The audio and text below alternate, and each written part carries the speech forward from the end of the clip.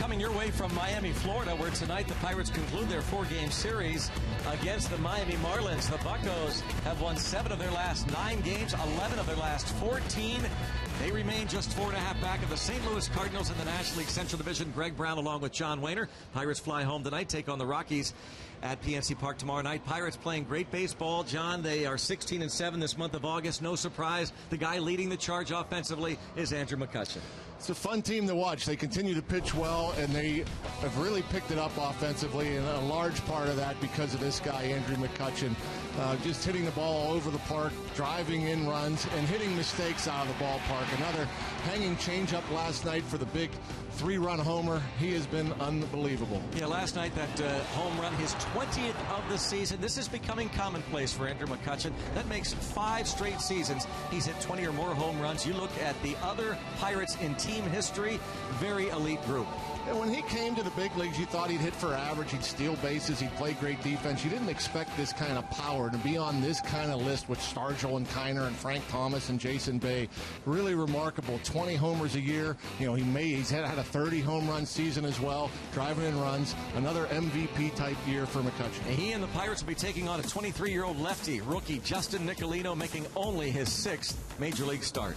2014 Marlins minor league pitcher of the year. Pitched pretty well his last time out against the Phillies. Just a couple earned runs and 7 2/3. Not a stuff guy. Relies on location, fastball, cutter, changeup. Not much of a breaking ball. We'll see what he has. Well, the Pirates did a number on a veteran last night, Chris Narveson, the left-hander. We'll see what they can do tonight against Nicolino. We'll see also if Garrett Cole can get that 15th win of the year. He and the Pirates look to reel in the fish in Miami. We'll have more coming up from Marlins Park in a moment.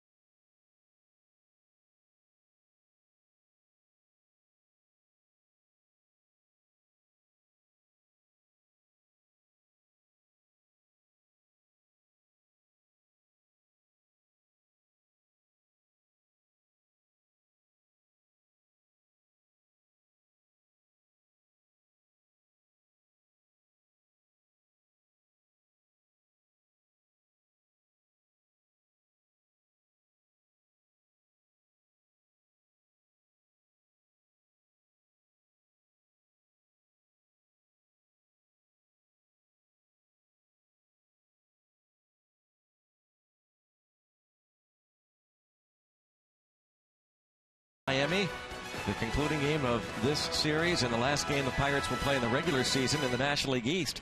Garrett Cole, again looking for his 15th win of the year. Pitched much better his last time out John, much like the first half Cole that we saw. Yeah, thought he was going to pick up that 15th win last time out. It's been over a month since Cole's had a win, but yeah, he had that location down. Always has the good arm, the good breaking ball, and the emotion as well. Garrett Cole looking for win number 15. Hopefully tonight is the night. That was on Saturday at PNC Park against the Giants. So Garrett Cole makes his way in from the bullpen, just about ready to play ball. We'll go back to Pittsburgh, the studio, Rob King, and a game break.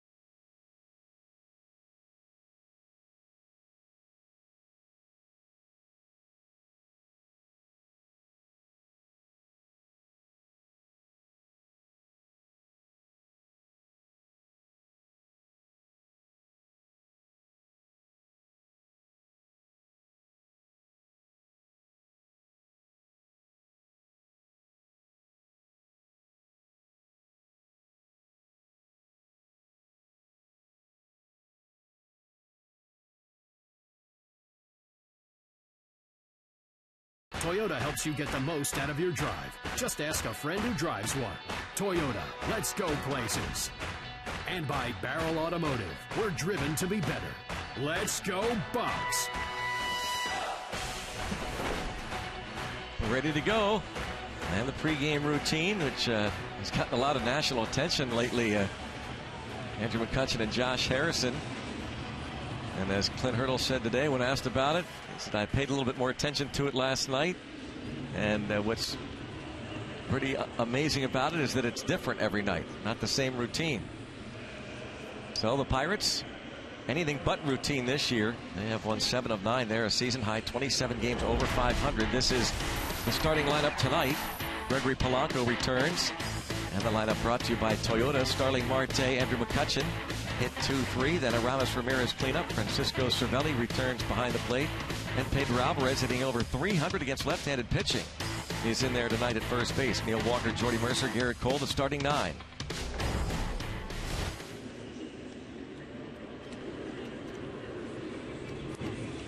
Gregory Polanco, night off last night. 4 for 9 in the series, facing the rookie Justin Nicolino. Yeah, the rookie just making his 6th start. No strikeouts, just 11 in 31 innings. He's going to try to keep the ball down, work the ball in and out. Pretty decent cutter that he likes to throw, that with his fastball that just averages 89 miles per hour. So he's going to try to keep the Bucks off balance, keep it out of the middle of the plate. He will rely on his defense, and D. Gordon will be at second. The Honda defense shows you that Justin Bohr is at first, Danny Echeverria, Martin Prado on the left side of the infield. It's Dietrich, Ozuna, Suzuki in the outfield left to right. Jeff Mathis behind the plate. The veteran, Jeff Mathis. And Garrett Cole will get a break in that not only will he be facing the 9th man in the order, an inexperienced pitcher Justin Nicolino, but the light-hitting Jeff Mathis when the Marlins come to bat. Pirates jumped on Chris Narveson last night in the 1st inning. Josh Harrison was the leadoff batter and walked, and he would score an Andrew McCutchen double. But Harrison not in the lineup tonight. Instead, Polanco bats against the lefty.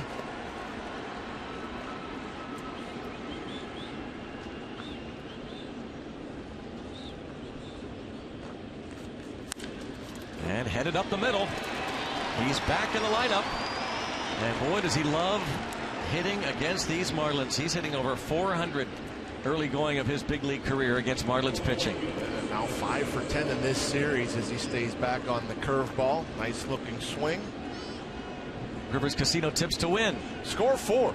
Garrett Cole has won his last 13 times the Pirates offense scored 4 runs or more for him, and keep D. Gordon off the bases. We saw what he could do the other night. Tuesday gets on, steals 4 bags. It could be very disruptive, so keep him off. Score 4. Here's Starling Marte.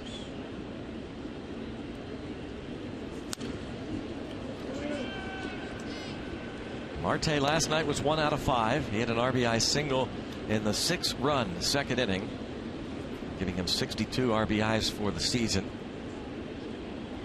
And just 2 hits and 12 at-bats in this series, the 4-game series against the Fish.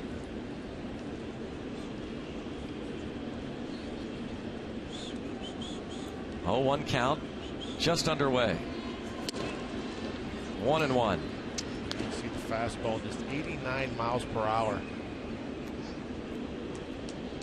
Doesn't throw a whole lot of breaking balls. Does have a curveball, but may throw it 10 times a start. Lots of fastballs and cutters.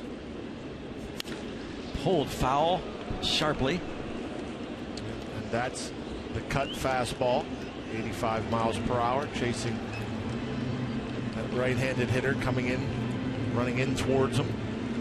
He is 6'3", 190 pounds. He's 23 years old, a native of Orlando, Florida. Was drafted by the Toronto Blue Jays in the 2nd round out of University High School in Orlando. And then traded from Toronto. Part of a 12-player blockbuster deal involving the Blue Jays and the Marlins.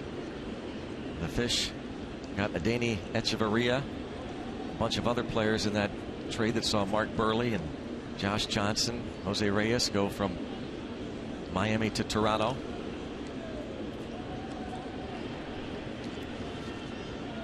And coming off a strong start 5 days ago against the Phillies here. 7 2/3 innings. 2 runs, 5 hits, a walk, and a career high 4 punchouts. That's just his 6th big league start. And a foul ball. Mentioned that the 2nd round pick, typically a guy that gets drafted that high, especially out of high school, you think of stuff. You think of more on the fastball or a nasty breaking ball or something. This guy's more of a control guy, more of a change in speeds and location. 7-7 at AAA New Orleans this year with an ERA just over 3.5. A couple of different stints at the big league level. And a fly ball toward Ichiro.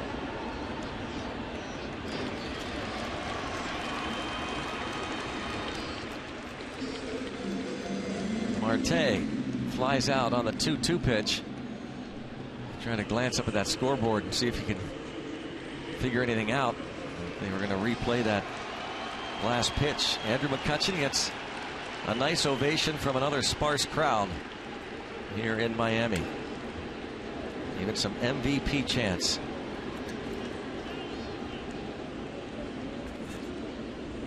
You have to think that you know, he has to be a front runner. You think of the names that are having the big years this year. The two big names probably are going to miss the playoffs.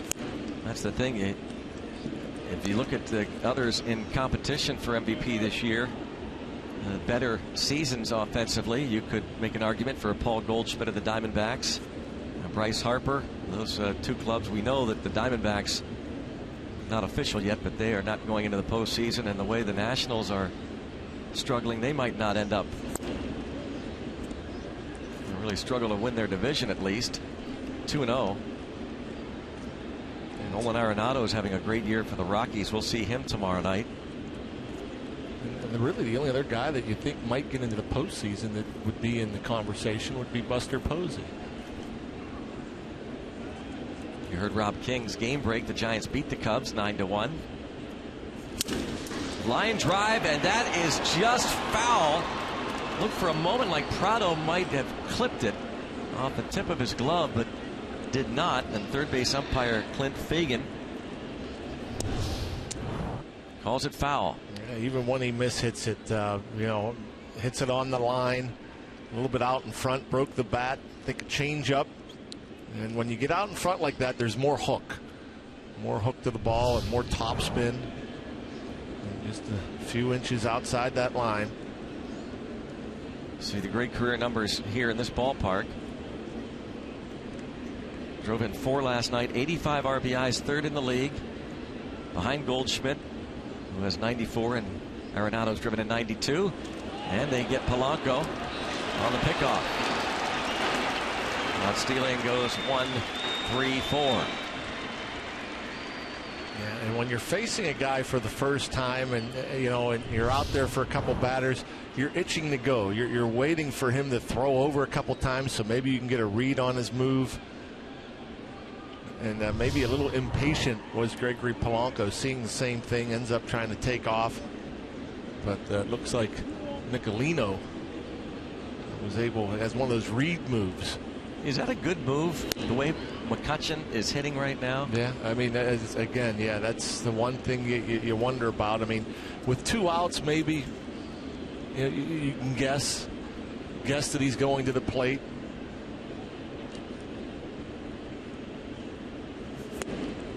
The way Nicolino went over there, though, he might be one of those guys that he picks up that right leg and then he reads whether the runner's going, and so he can, you know, change his direction and throw it over there instead of going to the plate.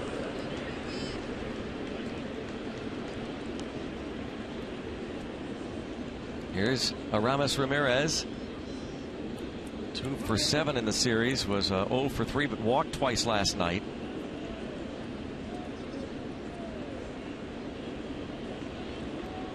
Game number 27 after being traded over from Milwaukee. And this will be an easy play for Martin Prado. Promising start. The leadoff hit by Polanco, but picked off. McCutchen walked. He is stranded. Cole takes the hill.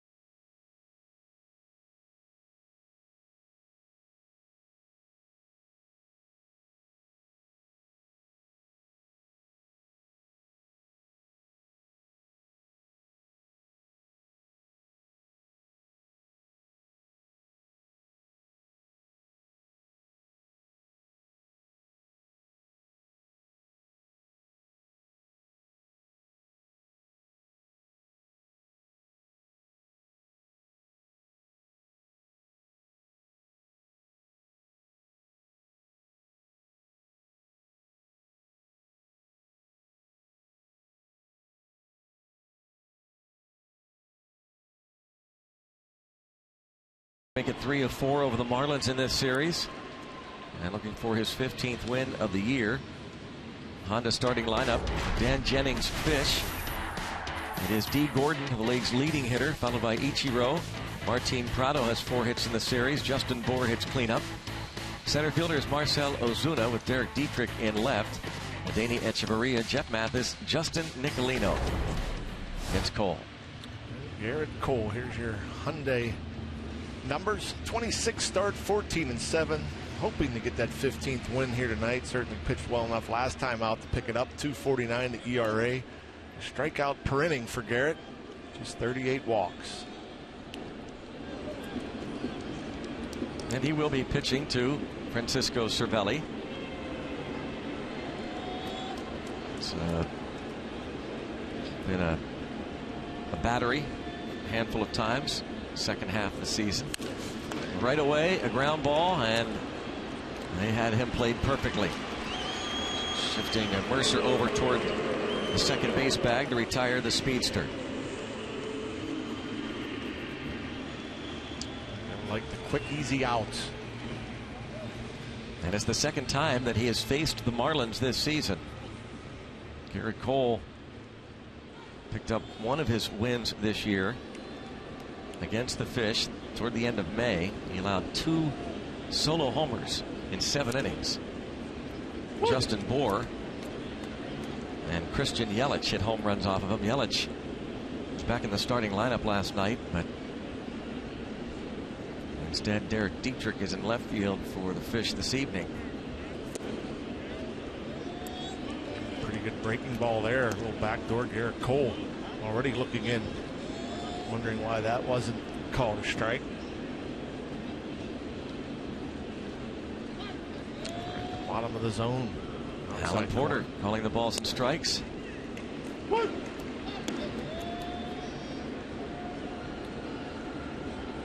Jeff Kellogg is the crew chief at first. At second base, it's Brian Onora. And we've already met Clint Fagan over third. A half swing roller. 2 quick ground ball outs.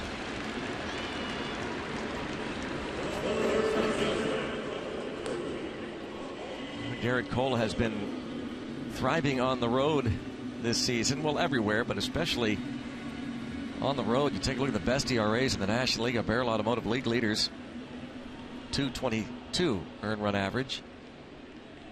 Zach Greinke in Cincinnati today won his 14th game.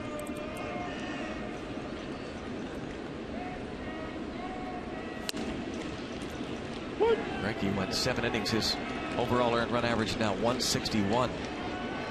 Cole's ERA of 2.49 is 5th lowest in the league.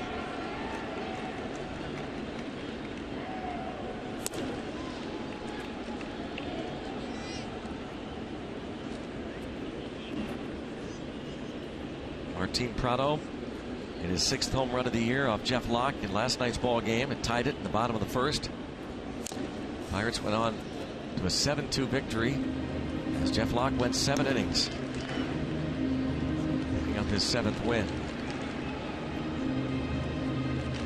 Just pounded the zone, let them put it in play. Good strong outing, good confidence booster for Jeff.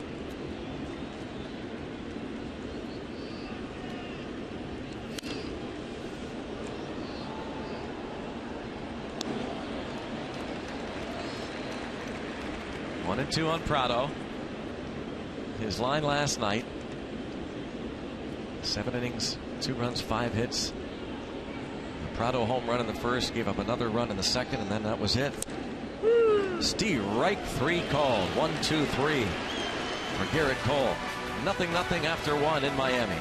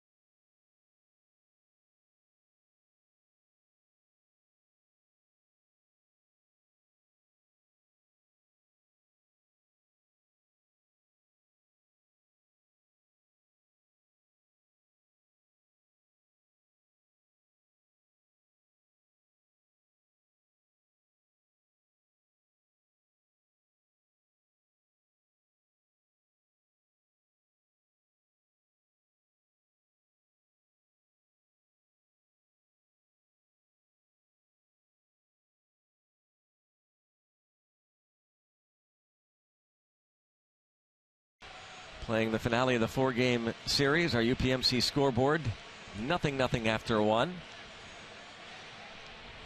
Want to see your strongest fan photo? Use the hashtag PittDataStrongFan, and you just might see yourself in an upcoming telecast. It's brought to you by T-Mobile.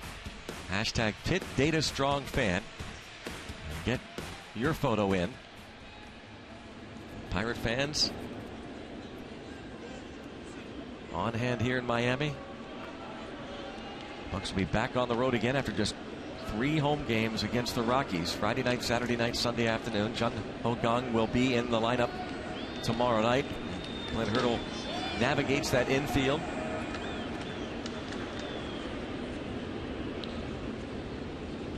Francisco Cervelli, a scheduled day off yesterday. Well, there were no issues with that foot. Seemed to be giving him problems late on Tuesday. .375 hitter against left-handed pitching.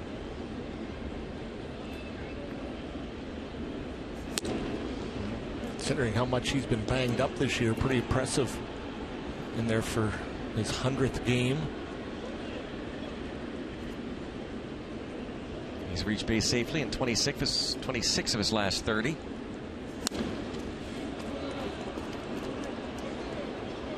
And did we figure that he's about a couple plate appearances shy of the qualifying? Yeah, I mean, he just Tuesday night, he qualified. He had enough at bats, but not playing yesterday. Now he's below that number. And I'm guessing he'll need maybe 4 or 5 at bats tonight. Maybe crack the top 10. Pirates have done a nice job with Cervelli, giving him proper rest the first half of the season in particular. Now they're starting to run him out there more often. And Glenn Hurdle, he'll be sure to get Cervelli enough plate appearances by the end of the season. That'll be important to have Cervelli's name up there among the league leaders officially. Full count.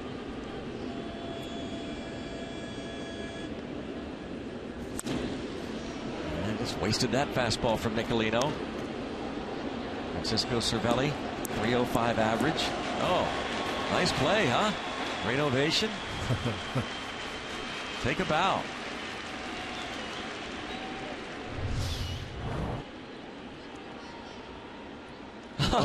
With an assist. It doesn't get any easier than that.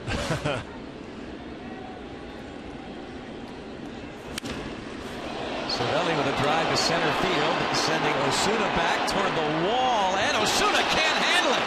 Francisco Cervelli's headed to third. He's there with another triple. Vita Bella. Boy, he is among the league leaders in triples. Isn't that something else? We saw McCutchen hit one out that way the other night. It got caught by Ozuna. You're thinking, if McCutchen's not hitting it out that way, neither is Cervelli. But Cervelli, boy, that pitch right on the inside edge, staying inside of it. And thought that Ozuna would be able to get back there in time. Not the greatest route. Started over a little bit and just whiffed on it. Got the glove up in time. Pretty incredible. 5 triples this season for Francisco Cervelli. He had a total of 4 triples his entire major league career. Coming into this season, covering 250 games, a total of 4 triples. A chance for Alvarez to give the Pirates the lead. To take a look at the defense.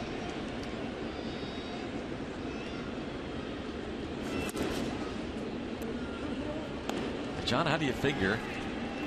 I showed you the splits for Alvarez this season. What's gotten into him against left-handed pitching?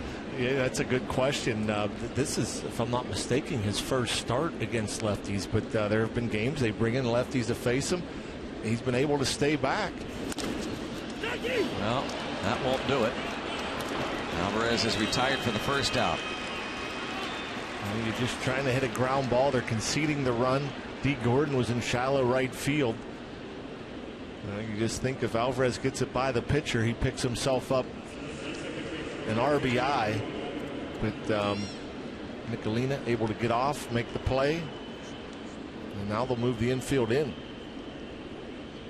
So Walker will bat right-handed, as he did last night against the starter Narveson, and he doubled in a second-inning run.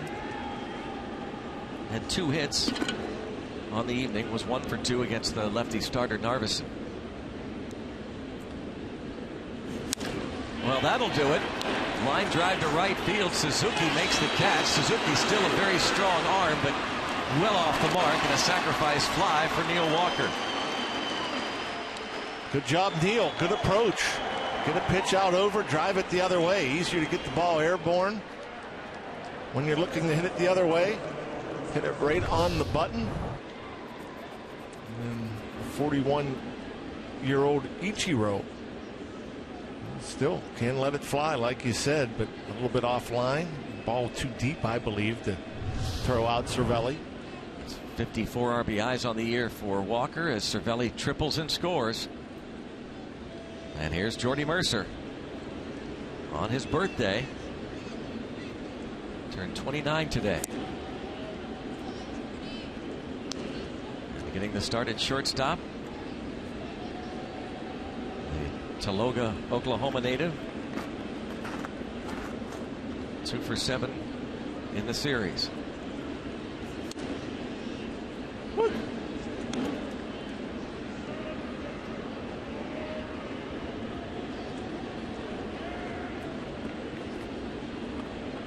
Mercer had a hit in 3 trips to the plate on Tuesday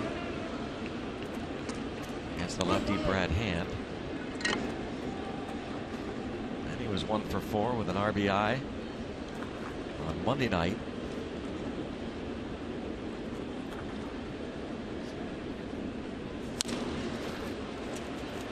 Maria throws out Mercer. Bucks get an early run.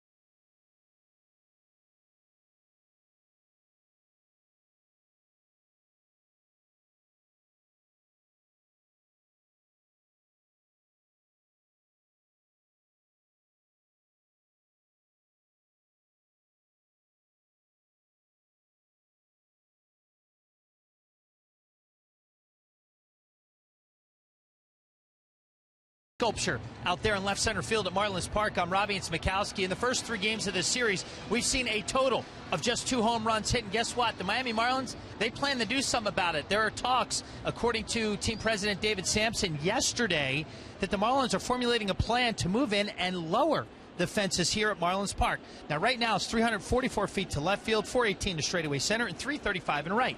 The Marlins, Greg and John, have just 42 homers at home this season in 65 games played, and Giancarlo Stanton counts for 13 by himself. Now, nothing is final. This is just a plan, but look for some changes maybe to be made this offseason to one of the toughest parks in baseball, Greg, to clear the deck. How about that? Robbie, it is, it is absolutely one of the toughest in all of baseball, and it's been that way since this place opened up, essentially. They're 26th of the 30 teams in terms of homers at home, tied with Oakland. And in terms of homers per game average, the lowest average in Major League Baseball. 83 home runs hit in 65 games. Look at Stanton. I mean, still 5th in the National League in home runs. He was on pace for about 60. 27 homers in 74 games. If he stays healthy, they move the fences in. Who knows? Mercer playing on the other side of the bag. It'll be a 6-3 to retire Justin Bour. But this place is so spacious. Christian Yelich has returned to the lineup. He's off the disabled list, but they're bringing him back slowly with that a bruised knee that landed him on the DL. A ton of room. They thought they'd have a ton of doubles here, John, but the outfielders tend to play deep, and not as many as they thought they'd pick up here at Marlins Park. Yeah, I mean, yeah, there is a lot of room. You know, people love the home run. They love the long ball. I mean, and they have a problem drawing here as well. Well, Marcell Ozuna has a one-out single. And obviously, they have some good young pitchers that probably don't like the idea of moving the fences in, but fans want to come here. They don't want to watch a 2-1 game every night. They want to see balls land in the seats. Ozuna, pretty good swing. 94 on the corner, above the belt. Pulls the hands in like we saw Cervelli. Hits it hard up the middle.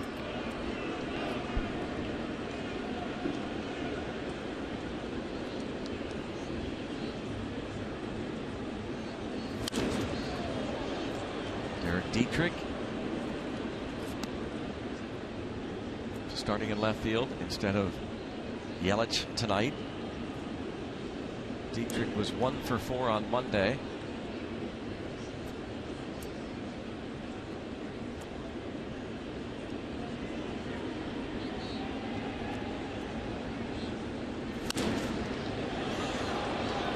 '97 Cole gets out in front 0-2.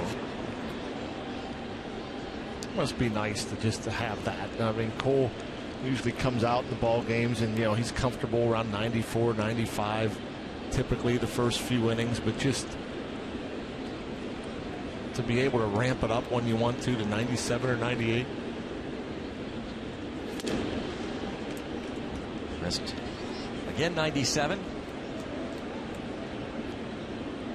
5th in the league in ERA. He's 7th in strikeouts, 9th in innings pitched.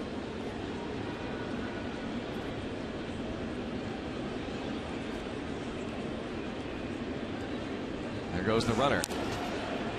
Looked like he wanted to go. Ozuna. Stolen 2 out of 3 on the year.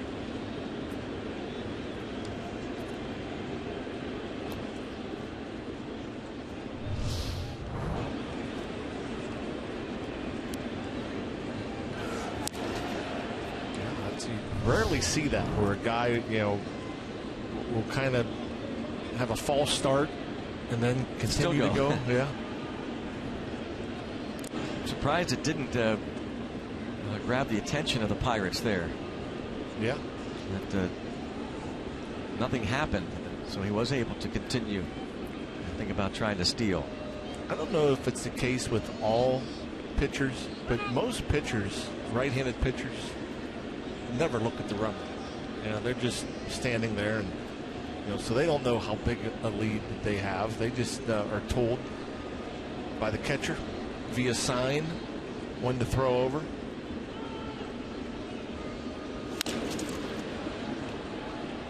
Because Ozuna had to kind of wait for the chopper, at least he decided to wait for the chopper. It's an easy out at second.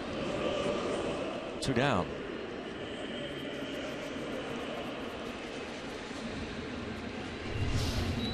ball not hit hard enough as you see Ozuna, Neil Walker, and Jordy Mercer just making sure of the sure out at second. Danny Echeverria, a couple of hits and 9 at bats in the series. Drew a couple of walks last night.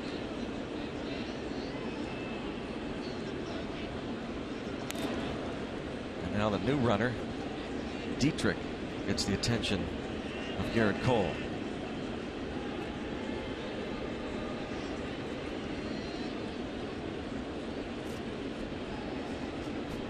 Another subject that came up with Clint Hurdle before the game about the opposing running game.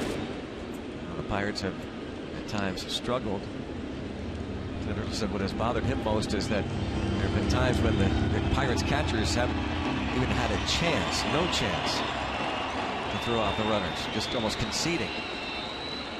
The good news is, says the Pirates skipper, that you look at the statistics, most of the time the stolen base hasn't hurt the Pirates this year. And a little shot off the end of the bat, easy play for Garrett Cole, gives up the 1-out single. The Marlins strand one, the Pirates lead 1-0.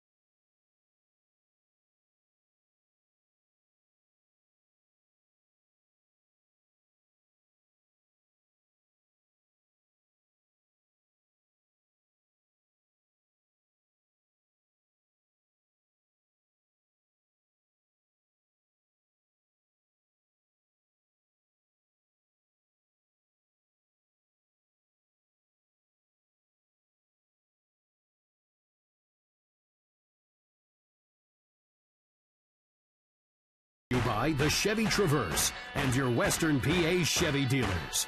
And by Day Automotive. We're gonna make your day. Let's go Bucks! Welcome back. Our Day Automotive, this day in Pirates history. August 27th, 1978. Willie Stargell homers in the first inning, drives in 3. Omar Moreno steals a couple of bases, scores twice. Pirates beat the Astros 8-5 in the Astrodome in Houston, Texas. Grant Jackson earned the win in relief. And Tekulve got a 4-out save, his 26th of the season. This day in 1978. There's Garrett Cole. Remember when it was a big deal to hit a home run at the Astrodome? Like, you couldn't hit it into the seats there. I mean, the walls were further back than... Yeah, we talk about this place being cavernous. Yeah.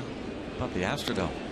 If you put one in the gap or the center field in the seats, it was a huge ordeal. It was, you know, only guys like Stargell or Dave Parker can hit the ball that far.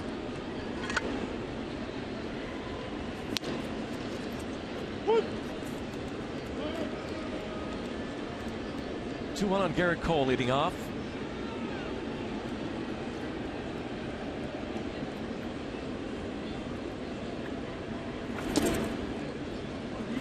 Now, Nicolino falls behind his mound opponent, 3-1. You know Garrett Cole wants to swing it. And wants to drive a ball somewhere. A lot of pitchers you'd want him taking here. I don't think Garrett Cole will take. He has drawn a couple of walks this season. surprised.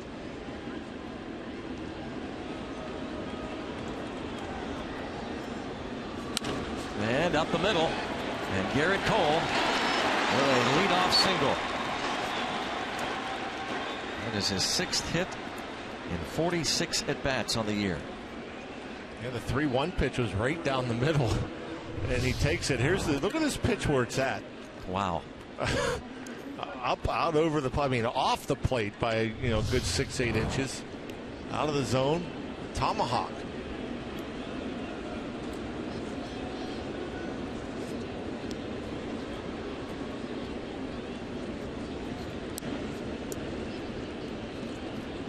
Gregory Polanco singled to start this ball game.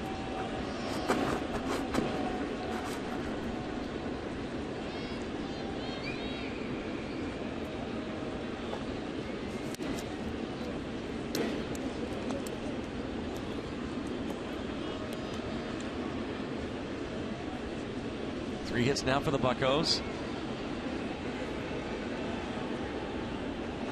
Justin Nicolino, 6th big league start. The 23-year-old. That's what they call the cutter. It looks a little bit like a slider. It starts on that outside half of the plate and it breaks off. Gregory Polanco does a good job of recognizing, not chasing.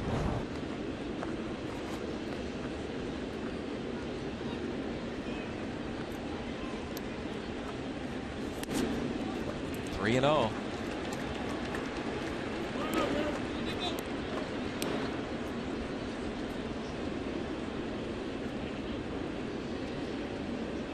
Polanco is 2nd on the team in walks behind Andrew McCutchen.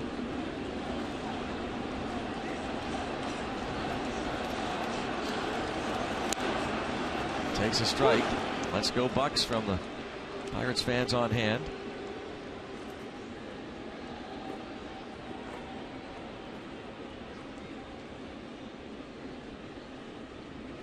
He's swinging it. He gets a good pitch here. You expect him to drive it somewhere.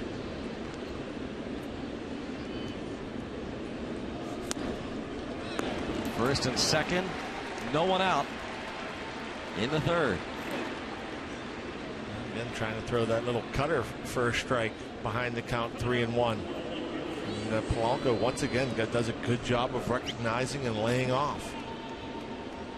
Chuck Hernandez, the pitching coach, looked concerned. They have been banged up, this Marlins team, much of this season. We've talked about it all series long, about the players that have gone on the disabled list and important players, the pitchers, including their ace Jose Fernandez, Henderson Alvarez, one of the pitchers that came over in the Nicolino trade from Toronto in November of 2012.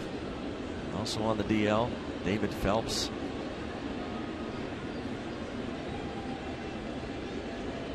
Marte has flied out in this game and has just 2 hits and 13 at-bats in the series.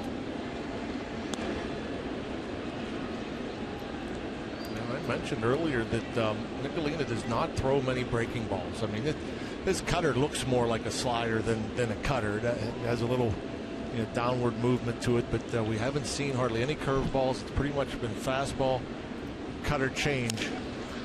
And a possible double play ball. And it is. Prado steps on the bag and guns to first, and Marte bounces into the DP. Well, that's a huge play for the Marlins right there. You're thinking, man, the pitcher gets on, he walks the lefty Polanco in front of Marte and McCutchen. You're thinking another big inning perhaps, and instead the Chick-fil-A double play that leads Prado perfectly over to the bag. Easy play for him to hit the corner of the bag, the strong throw, and gets the speedy Marte easily. And now we'll see if... Here's a situation we were talking about, and I heard you talking before the game, that, as much as Ramirez can be a threat, the way McCutchen is swinging the bat. Yeah, I was just about to say, does he get anything to hit here? Well, certainly not on that pitch in the dirt.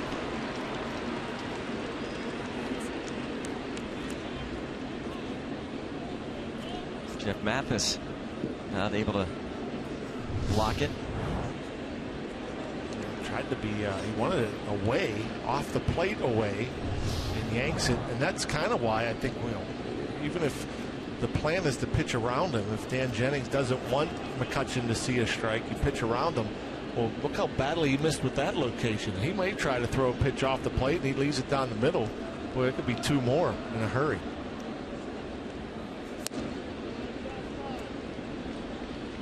Two and 0.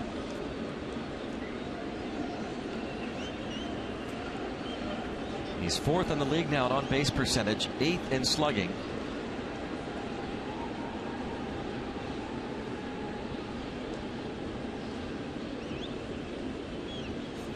Think of where Andrew McCutchen started this year. Yeah. Struggles in April. Yeah. Am I mistaken, or is this series the first time he's been over 300? Maybe over 300. I think he was at 300. Now they're going to finish up an intentional walk.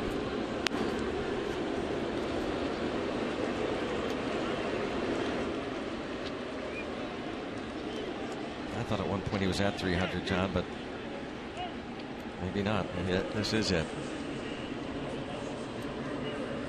So 2 walks for McCutchen.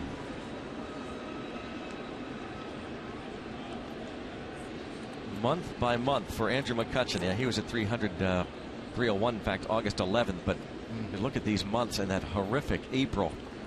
It was in early May when he vowed to get back to where Pirate fans and he expected of himself, and never to look back.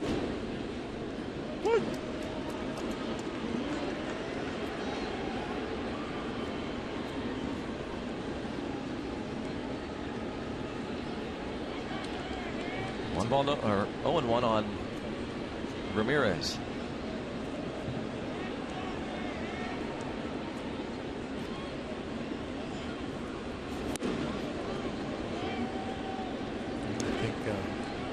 Plate umpire Alan Porter. Yeah, 1 ball, 1 strike. The scoreboard says 2-0. Giveth and taketh away. The first pitch looked to be down to Ramirez, called a strike. Look at the second pitch right there in the box, called a ball. So where it should be now. Yep.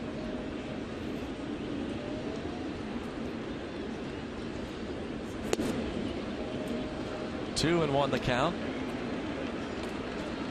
Aramis Ramirez. Pirates leading 1-0.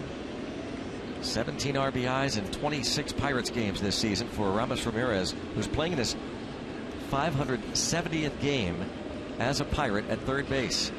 That's 8th on the all-time Pirates list among third basemen. 3-1.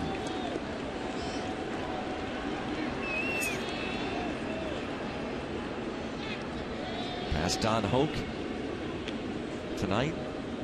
He's a guy who's played over 1,000 games at center field for the Bucks. Andrew McCutchen. 3-1. And now they are loaded for Francisco Cervelli.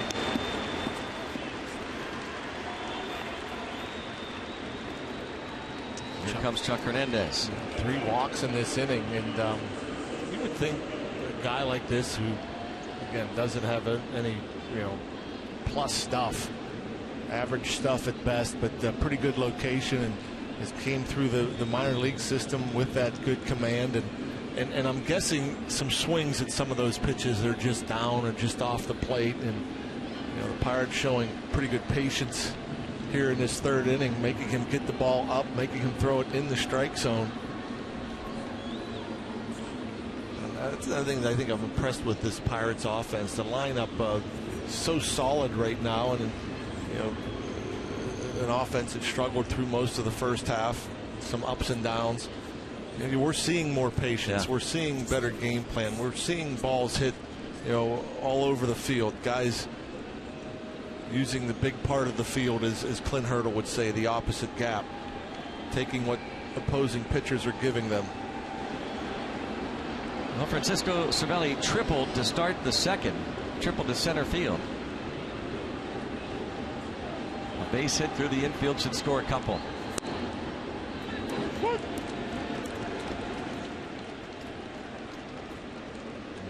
Not the changeup, but just a little BP fastball. Just took a little bit off at 86. Good career numbers, 1 slam.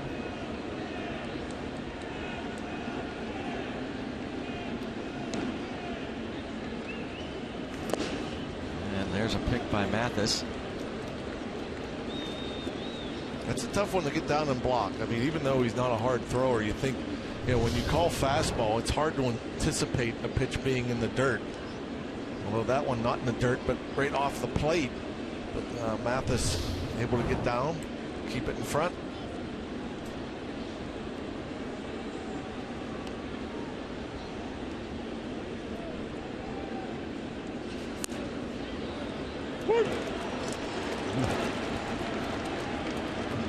Struggling with his command in this inning, but looked like maybe got a call. 1-1 changeup. Where's it at? Boy. Just off the edge, according to the WB Mason strike zone.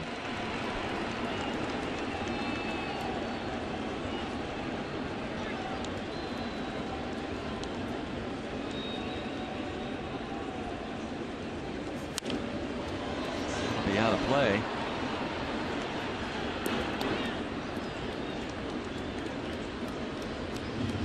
Stays 1-2 on Cervelli. 37 RBIs on the season. Earlier in the inning, Starling Marte bounced into a 5-3 double play.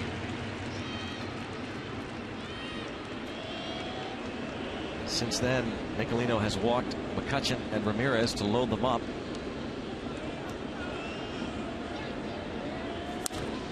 And they're going to get out of it. Nicolino works his way around a leadoff hit and 3 walks. 1-0 Pittsburgh.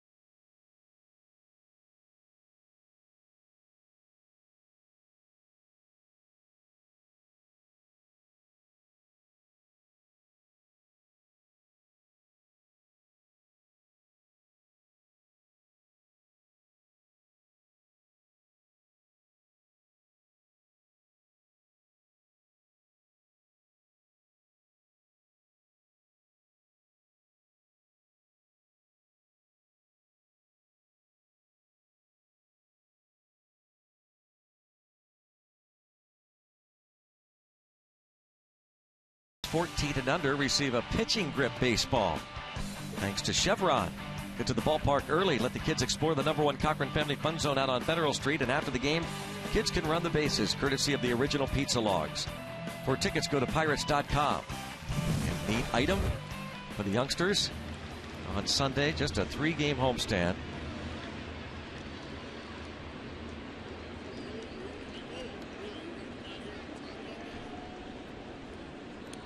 Tomorrow night, 7:05. Saturday night, 7:05 and 1:35 on Sunday. Travel day on Monday. And Hurdle was asked if they are considering rearranging the rotation a little bit with the off day, and he said he and Ray Searage are in discussions. But of course, on Tuesday, the rosters expand.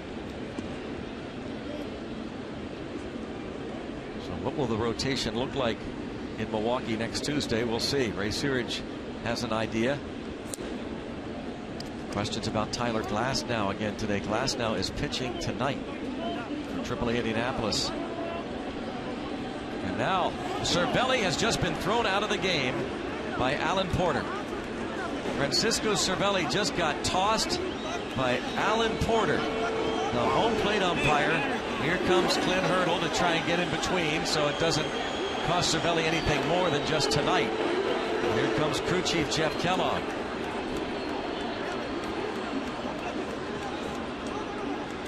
Didn't see a whole lot of. I mean, that was a pitch that could have been called a strike, and moments ago we saw Alan Porter give a struggling rookie lefty a strike against Cervelli. Remember, Cervelli was at the plate, and that changeup that was well off the plate from Justin Nicolino. Alan Porter gave the pitcher that strike, but he didn't give Garrett Cole a borderline pitch just a moment ago. Oh yeah, there's definitely carryover. I mean, that's a big at bat. You have bases loaded, a 1-1 pitch that's a good 4 or 5 inches off the plate, and Cervelli obviously a good eye. He knows the strike zone as well as anybody, and he wants it both ways. The strange thing about this, though, is a catcher and an umpire, they have so many discussions during the course of a game, and unless a catcher shows up an umpire, they are not going to get thrown out. Well, Clint Hurdle is saying you let the players play. Alan Porter was basically saying I had to, and Clint Hurdle saying no, you didn't. Dave Joust, one of the coaches, trying to get Cervelli off the field. This is the heat of a pennant race. The Pirates, every win is precious, so this is just not an ordinary ejection from the Pirates standpoint.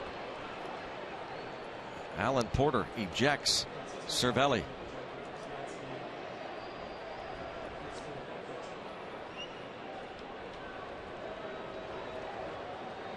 I mean, they have a ton of conversation, catchers and umpires. Here's the pitch that is called a ball. And it's a borderline pitch, but again, that's Cervelli.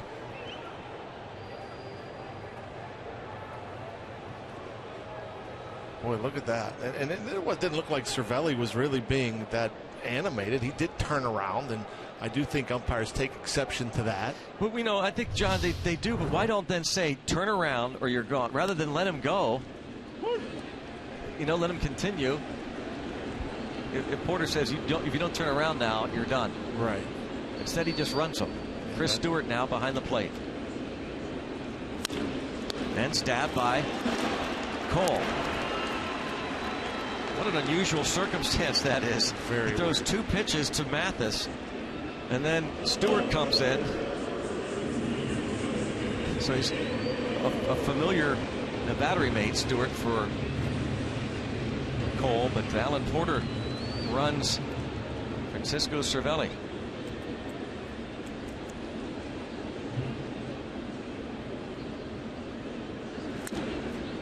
Alan Porter was telling Clint Hurdle, I told him twice.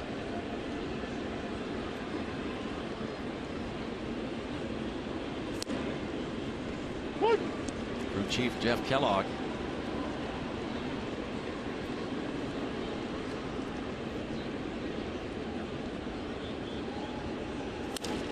And diving stop at third by Aramis Ramirez.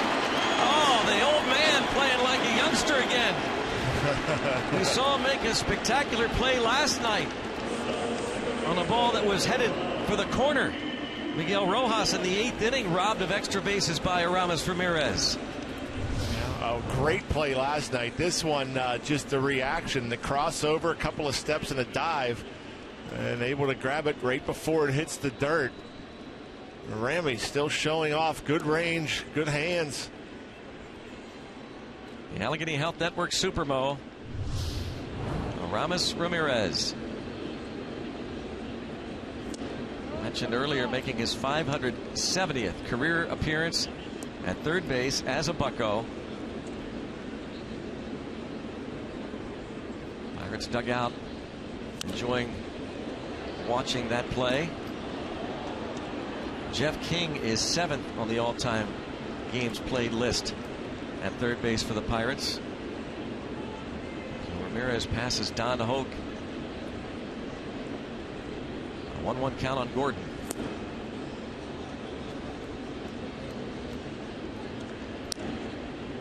Thought about the bunt, did Gordon. A guy like that, typically with 2 outs, you don't see many guys trying to bunt for a base hit, but with Gordon and his great speed, likely to be on second. Goes the other way. He's thinking just a single. That was kind of surprising that he wasn't going harder out of the box, but just conceding just a single. Might see him try and swipe another base. We saw him do that 2 nights ago. Ended up with 4 steals in the game. Look at him expand the zone. 96 off the plate, and look how effortless. Not trying to overpower the ball, just put it in play, hit it where it's pitched. League's leading hitter, and second behind Billy Hamilton in the stolen base department with 45.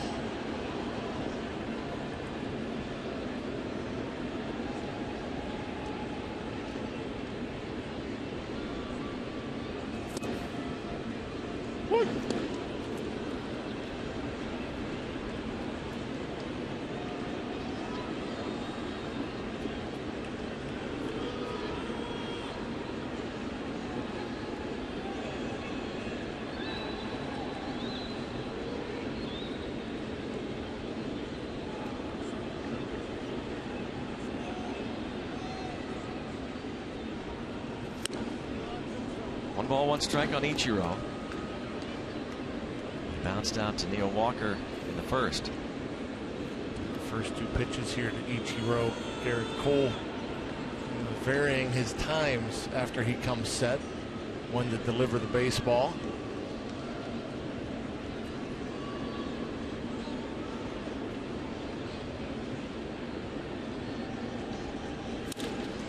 And a line out that ends the bottom of the 3rd inning. Aramis Ramirez robbed the pitcher Justin Nicolino of a hit. Alan Porter has tossed Cervelli.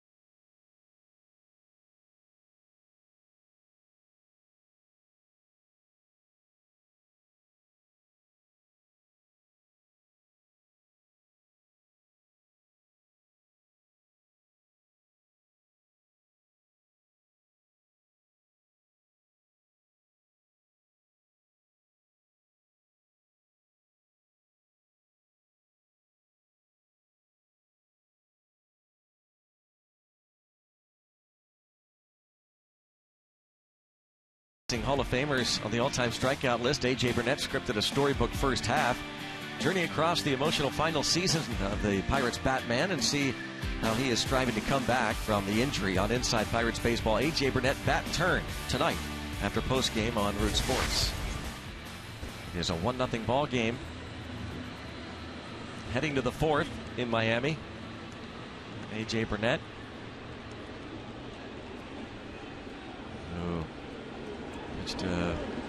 Again today before the game, and some more sideline work. Taking it slowly, but continues to make progress. Pedro Alvarez bounced back to the mound in the 2nd with a runner at 3rd and nobody out.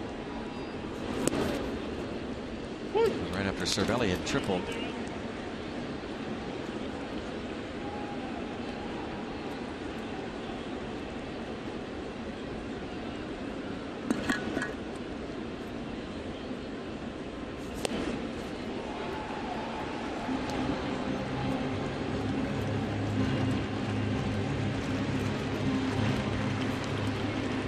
6, 7, 8 men in the order.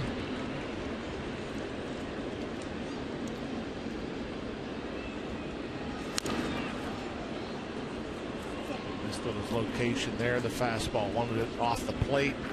Ended up running back in on Pedro. Got a call. First pitch, the curveball was down out of the zone. There you see how much he missed there.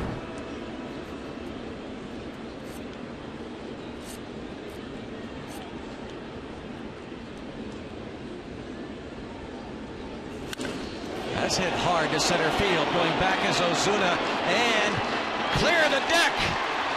The ball is coming. Pedro Alvarez off the lefty. Justin Nicolino, number 21 for Pedro Alvarez. It's just remarkable how strong this guy is. And when you make a mistake, especially if you make a mistake up and out over the plate, doesn't matter where the fences are here at this ballpark. That thing got out there in a hurry into the shrubbery in a blink of an eye. Amazing. Huh.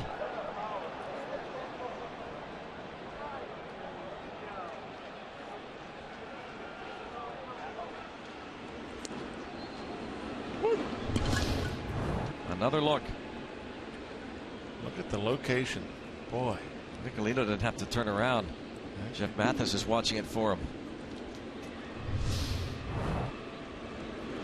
Third home run this season off a lefty. This one was crushed. And, you know, he's not sure. Normally when he hits it, he knows. He knows how deep it is straight away there.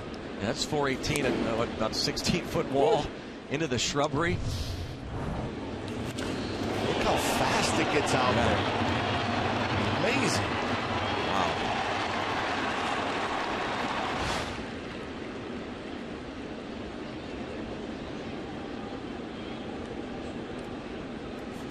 Get over there! Bohr keeping himself.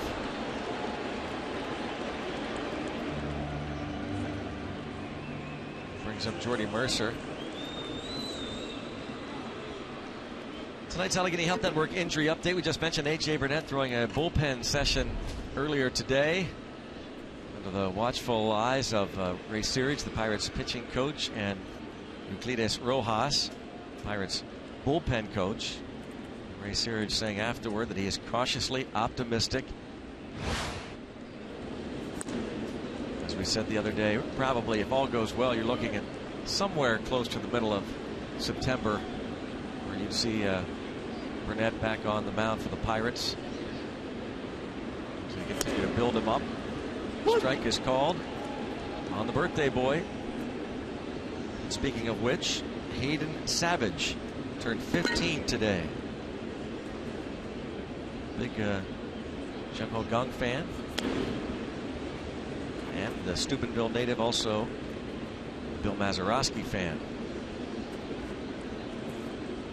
Maz statues given away on Saturday night. And that 1960 team will be honored before the game.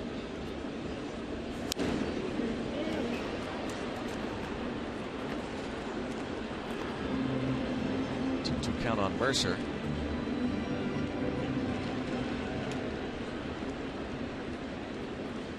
Pedro Alvarez, good to see him smile. Why not? 21 home runs and hammered to center. There's a line drive base hit for Jordy Mercer.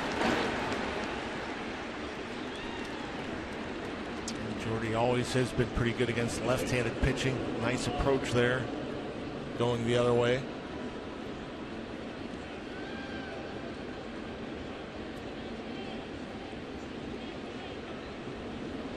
Cole has 6 sacrifice bunts this season. That is second on the team behind A.J. Burnett.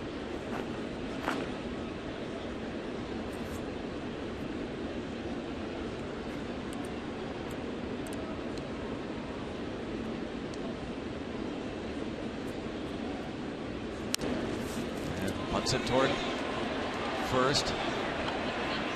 Cole is retired. Sacrifice accomplished. Mathis goes after the ball and practically bear hugs Cole. A little congestion.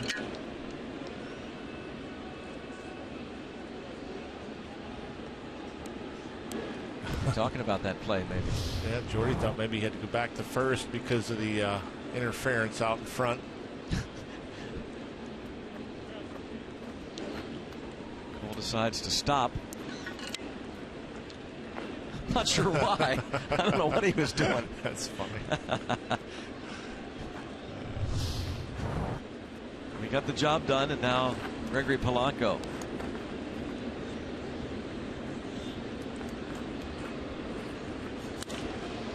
And a fly ball to center. Shallow center. Ozuna will make the catch.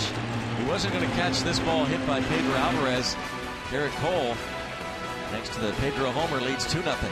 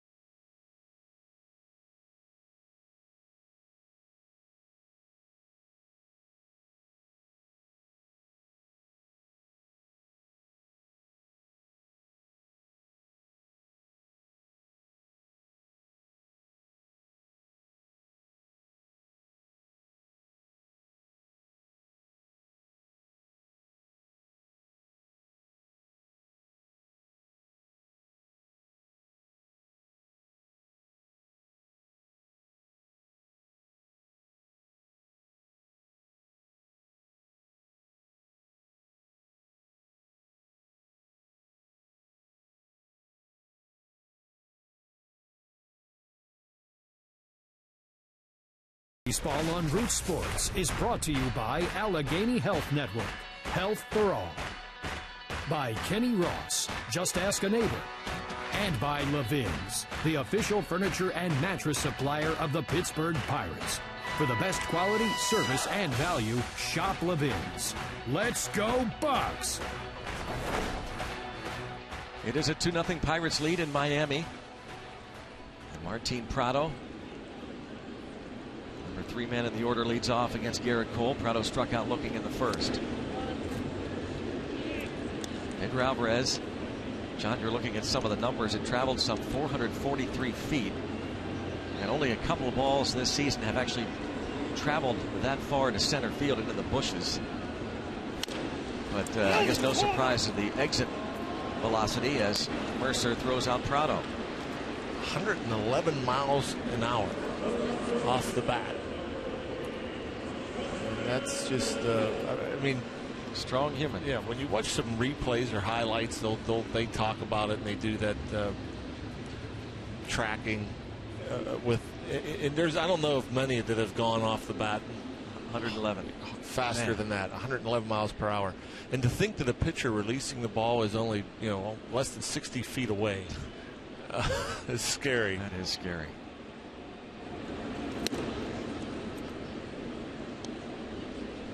Pedro Alvarez, it's what he can do. Point Park University tweets. React. What? Hashtag Bucks Booth. If you want to get your opinion in.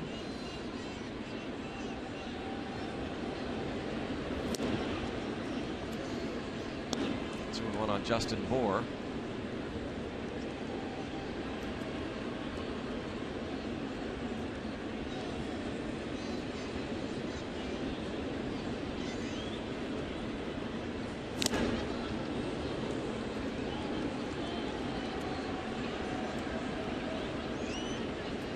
for 9 in the series.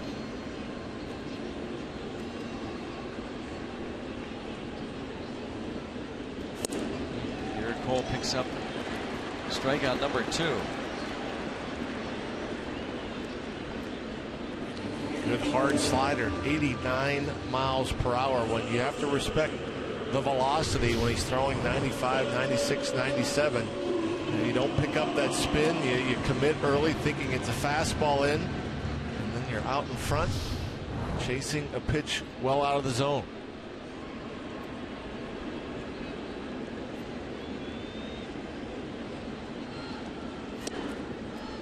What?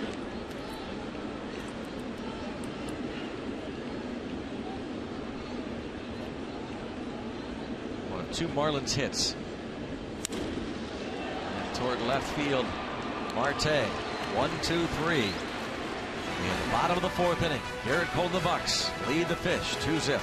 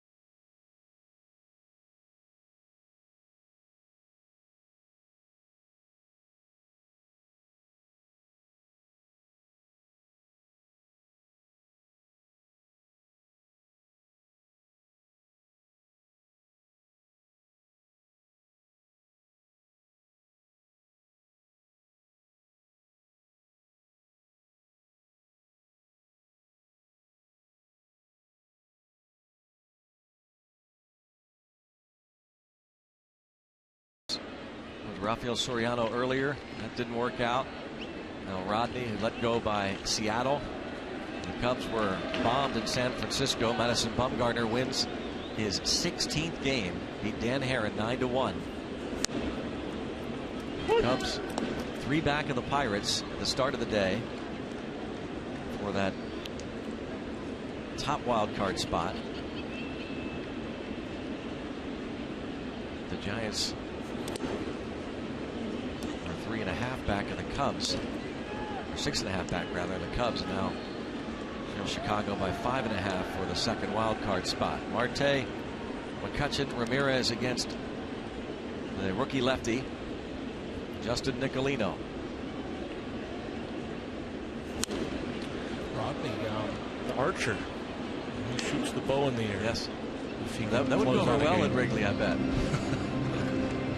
Obviously, there could have been. I mean, he got DFA, correct? Nobody picked him up. Yeah, I mean, for a guy, a closer, having no interest in terms of a trade, that's unusual. And the other way, and a foul ball.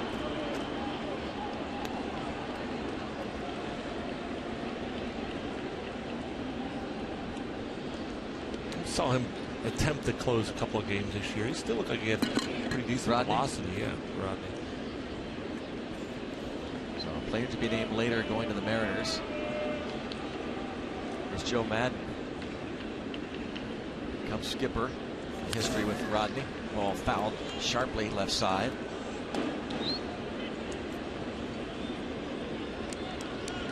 Maybe if that combination, Rodney reunited with Joe Madden. Jason Mott, reliever, is out with a strained right shoulder.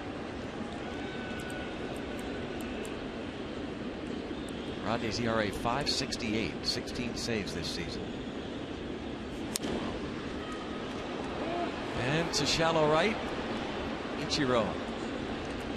There's the catch.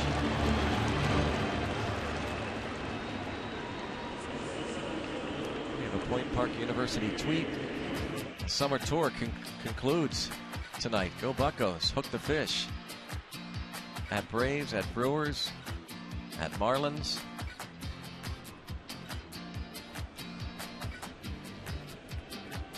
One scratched out there.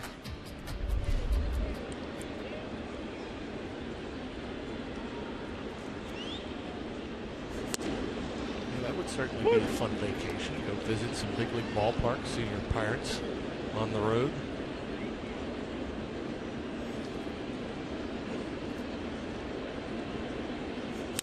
McCutchen up the middle and into center field. Walked his first 2 times up and singles to center field. 7 hits in 14 at bats in this series. And again, not trying to do too much.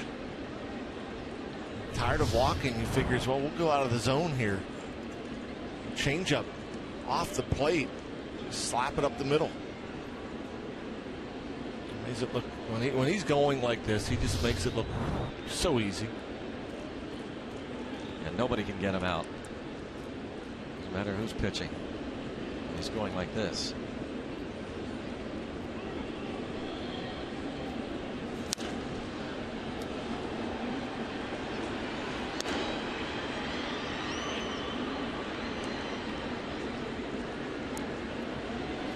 Ramirez walked his last time up. You see the pitch count for Nicolino at 80. He's gone over 100 maybe 4 times all season, including his time at AAA.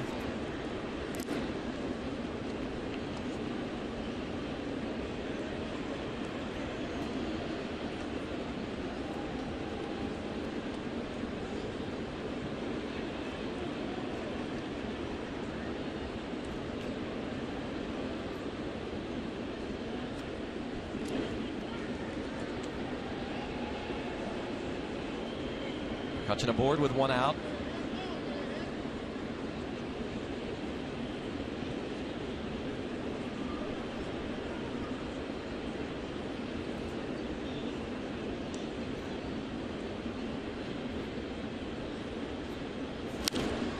And pops it up. D. Gordon. 2 away. Now Chris Stewart will be coming to the plate for the first time in this game. The 2nd inning, 3rd inning. See the pitch that was not called a strike. Cervelli says something, then stands up.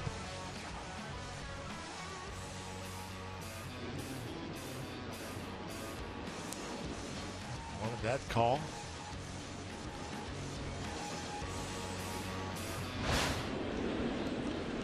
Stewart in there.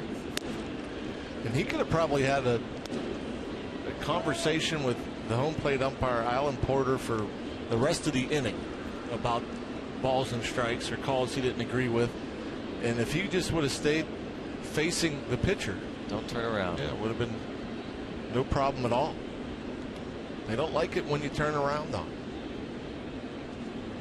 Cervelli was 1 for 2. A triple and a run scored. Stewart caught last night at an RBI single in the 2nd.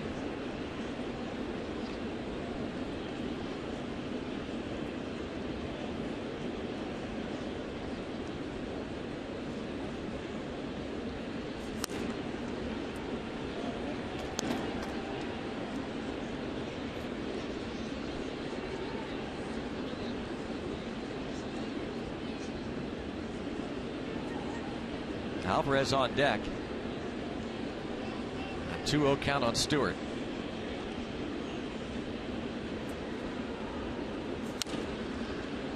And to Ichiro once again in right. The final out. The Pirates have left at least one man on in 4 of the 5 innings. 2-0 Bucks.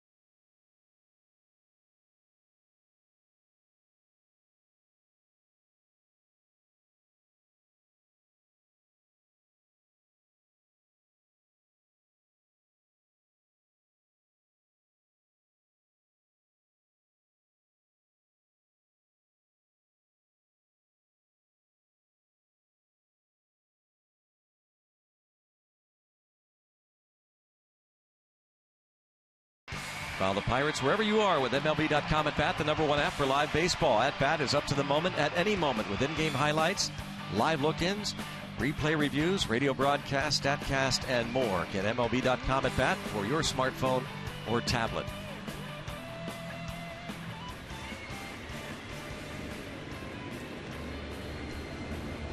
There's a Pirate Tour gal.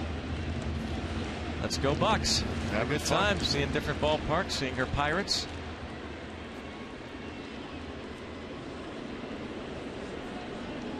Pretty cool.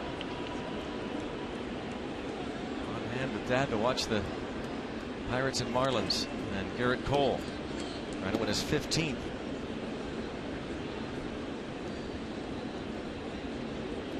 Derek Dietrich with those 3 infielders on the right side. Toward McCutchen in center.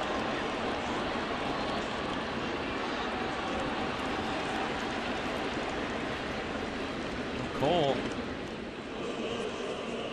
pretty efficient. Quick 1, 2, 3, 4th inning. Did give up a couple of line drives, but outs in the 3rd. D. Gordon had an opposite field single off of him. The other hit belonging to Marcell Ozuna in the 2nd.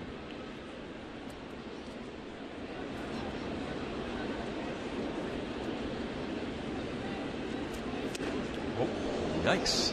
Danny Echeverria thinking of bunting, but takes a fastball up and in. That's never fun. Out there thinking of bunting for a hit because your momentum's going towards first in a lot of cases. And you see that 2-seamer chasing you.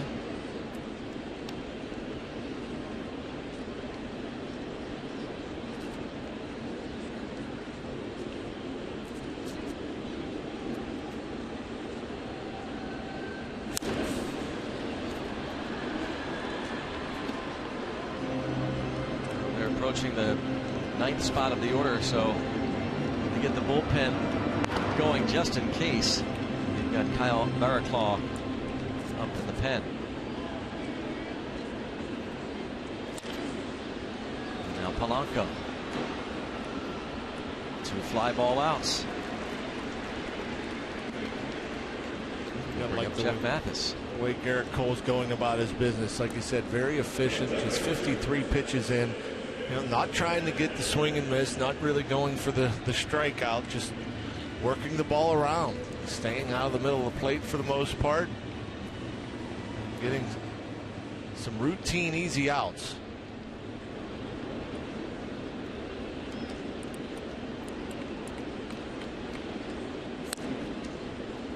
What?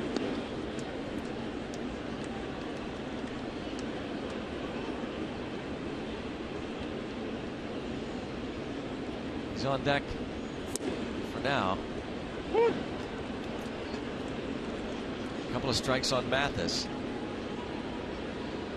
Now you might see him go for the strikeout. Get a chase.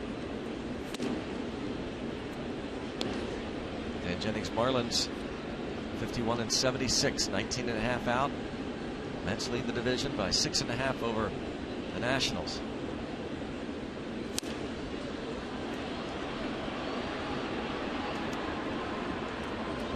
Veteran Jeff Mathis spent some time on the disabled list this season.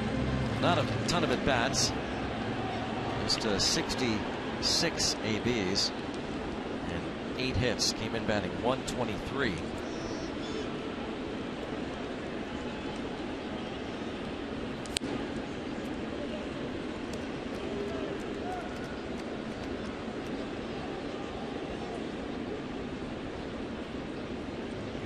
Hardly breaking a sweat to this point.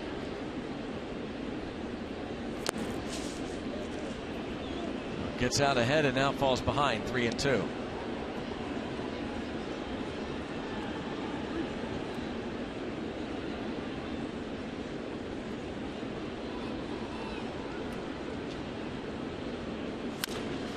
To the shortstop, Mercer. And there's another 1-2-3 inning for Garrett Cole. Through 5 innings, it's a 2-0 Bucco lead.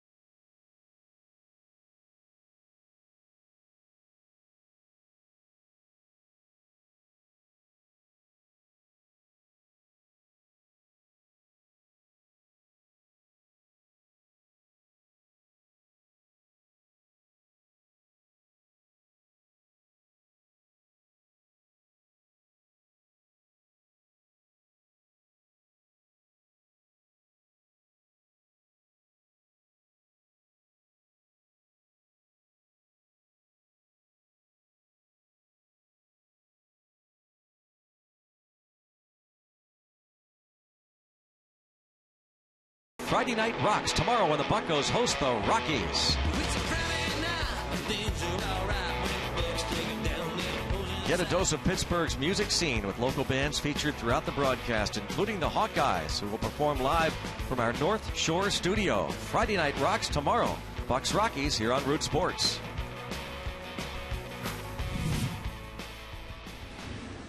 And here in Miami, the Pirates are leading the Marlins 2-0. Heading to the 6th. Buccos getting a second inning run. Francisco Cervelli tripled to start the frame, and then Neil Walker delivered a sacrifice fly with 1 out. Cervelli was later ejected in this ball game. Pedro Alvarez, who will lead things off with a 443-foot bomb to center. 21st home run of the season. Pirates going to face a couple more lefties this weekend, and you have to think that Pedro Might be in at least one of them, huh? Yeah. Back-to-back lefties on Saturday and Sunday. Just for a team that hasn't seen many lefties this season, it seems like the last couple of weeks are seeing a bunch. Yeah.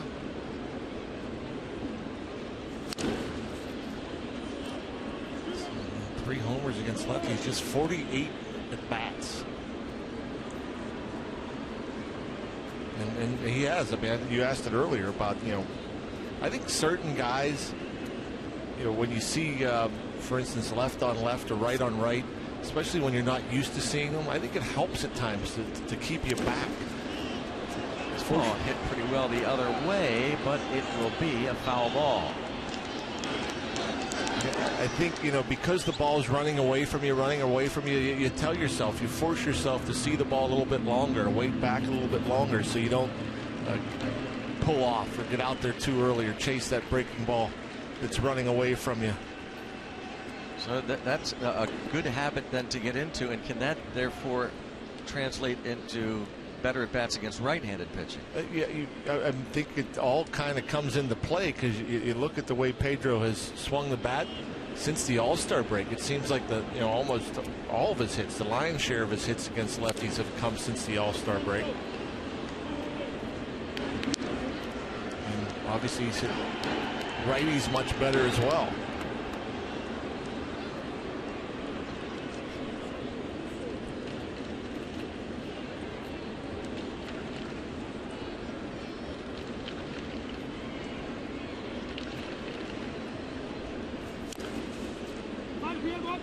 Still 0-2.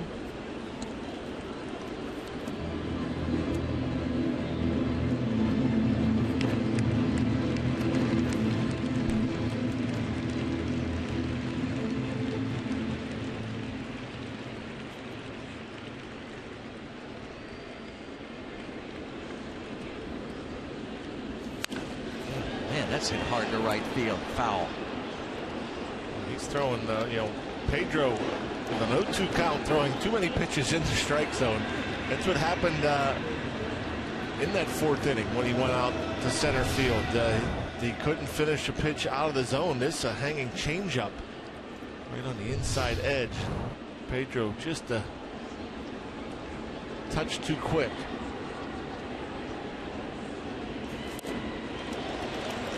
Finally, he gets him.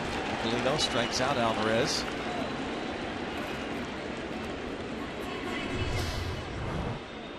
This one he finishes. He finishes down and out of the zone. That's typically where you want to be when you're 0-2. Try to get him to chase something out of the zone. A lot of pitches left in the strike zone. That's the first of the night. First strikeout for Nicolino. Walker toward right center. Ichiro. 2 down.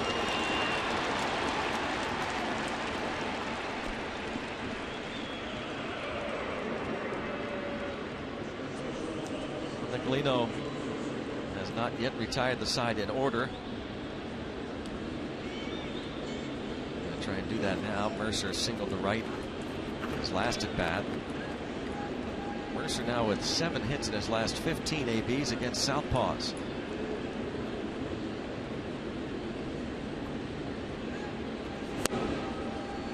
Woo. 29 years old today.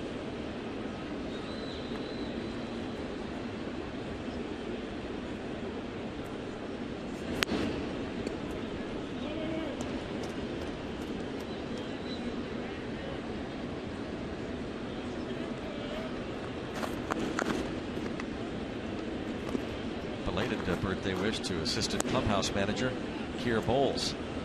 Celebrated a birthday the other day, and he's on this trip, which concludes tonight at 3 with the Rockies at PNC Park. Pirates.com for tickets. Mercer towards center. Ozuna is there. 3 fly ball outs. Pirates do go down in order. strikeout rather, and then the fly out to Walker for Walker, and the fly out by Mercer.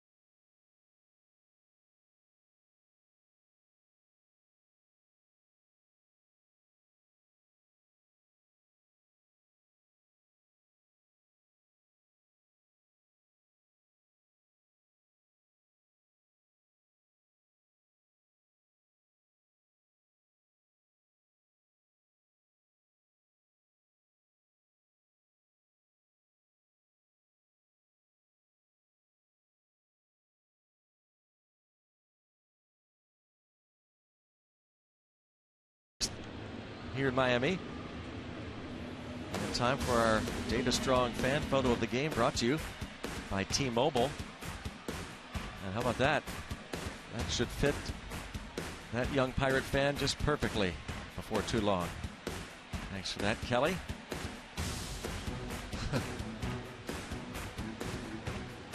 Pirate fans all over the country. Those folks from Youngstown, Ohio, watching the Pirates here in Miami.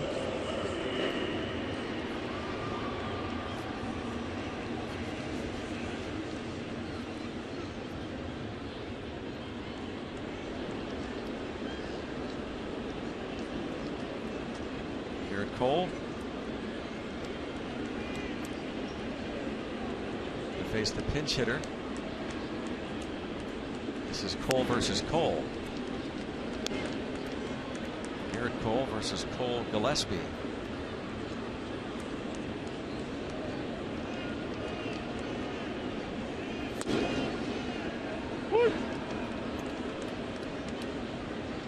Well, Nicolino gives up just the 2 runs in 6 innings, so the Marlins are pleased.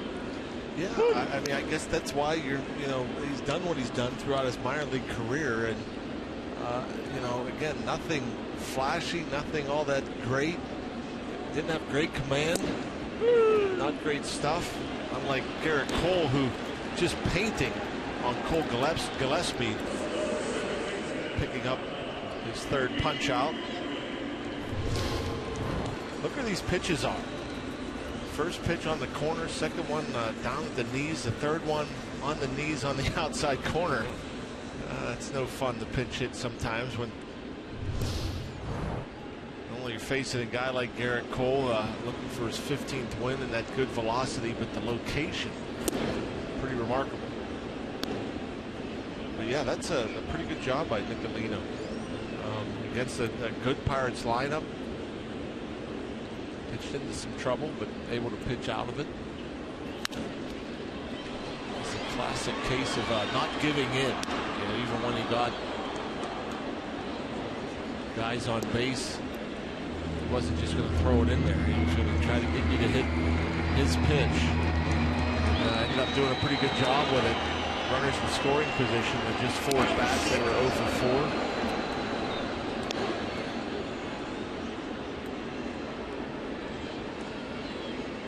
4. Once again, the Marlins batter looking to bunt for a hit, and Garrett Cole runs the ball underneath him.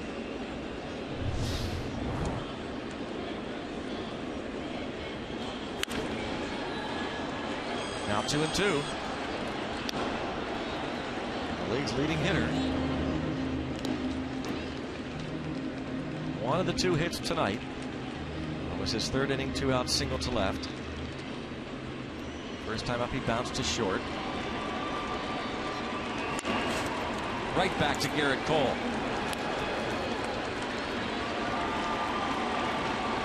Two outs in the 6th inning.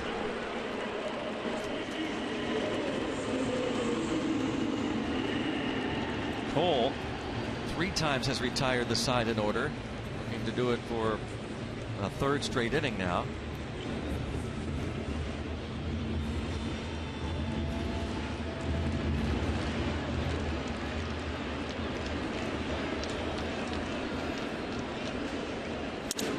Broken bat roller.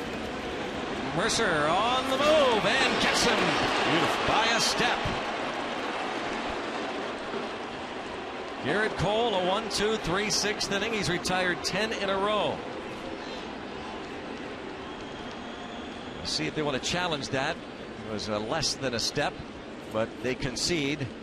He was retired. 2-0 Bucks.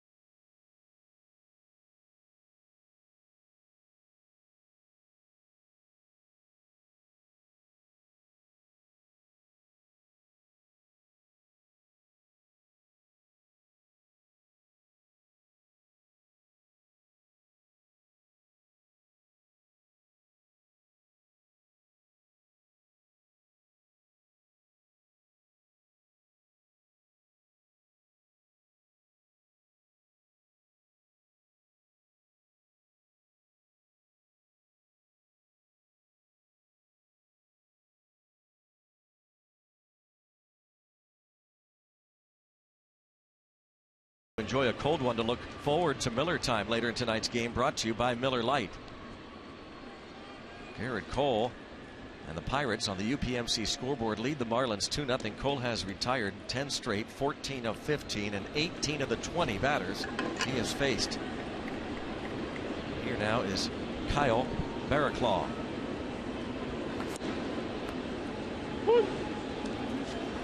Great names in baseball. Yeah, I'd say. Just his 8th appearance, 1-0, 1.04 ERA, 10 punch-outs in 8 2/3. Came up August the 7th from Double-A Jacksonville. Made his big league debut that night. Came over in the Steve Cishek deal, the Cardinals.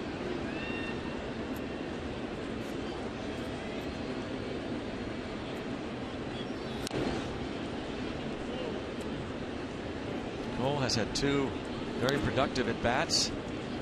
The base hit to start the 3rd inning and a sacrifice bunt in the 4th.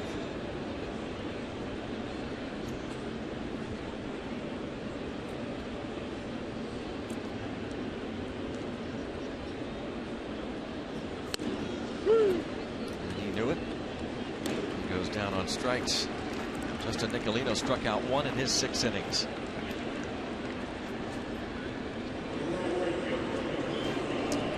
Hard thrower coming out of a bullpen, averaging almost 95, actually a touch over 95 miles per hour. There you saw the slider, also throws a split.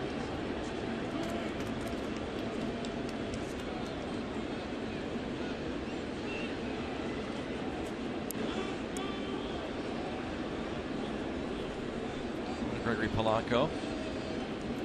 On base twice against the lefty starter Nicolino.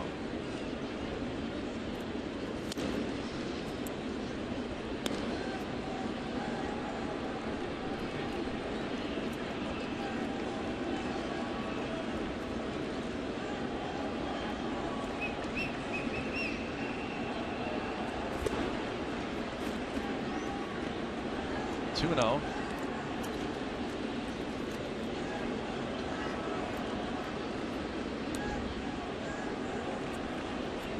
Starling Marte has actually struggled this series. He'll have a shot. He's on deck.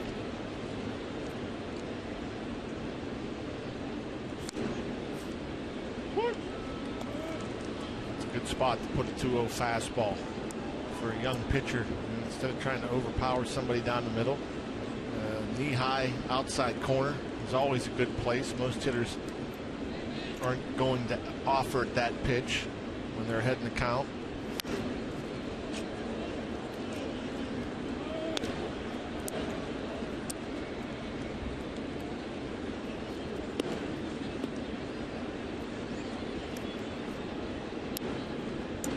Gregory not happy with himself after that check swing. Thought it might have been up and away, but looked like top of the zone.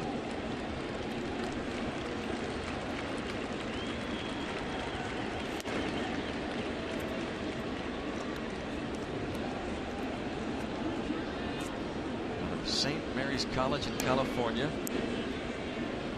Drafted by the Cardinals, 7th round 3 years ago. Santa Clara, California native. And a one-out walk after the strikeout of the pitcher. Polanco is aboard, and he'll be looking to swipe a bag.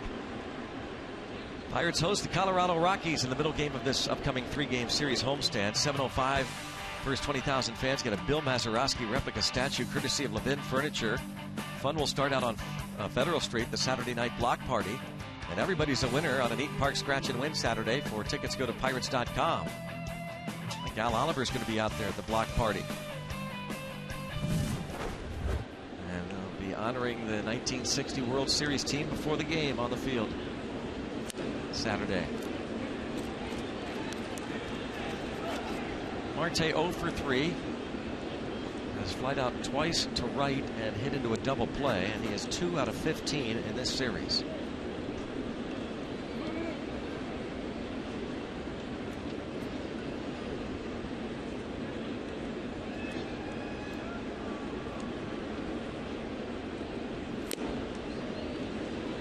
Got there in a hurry, 0-2. Yep. I think Marte, after seeing the crafty lefty, would want to see some velocity, and he got some velocity there. 95, top of the zone. Came up empty.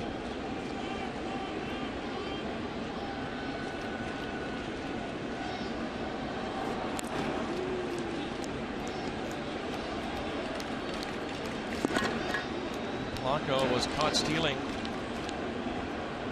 Picked off in the first inning by the lefty starter Nicolino. 10th time he's been caught. He has 21 stolen bases on the year.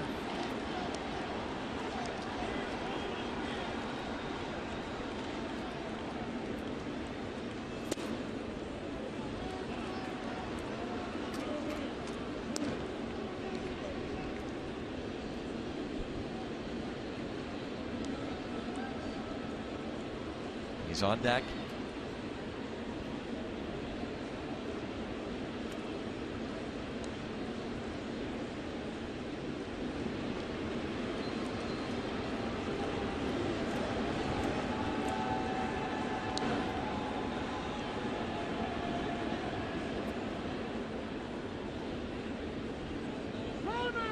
Time finally called. Waiting on Polanco there, seeing if he would flinch or maybe give something away.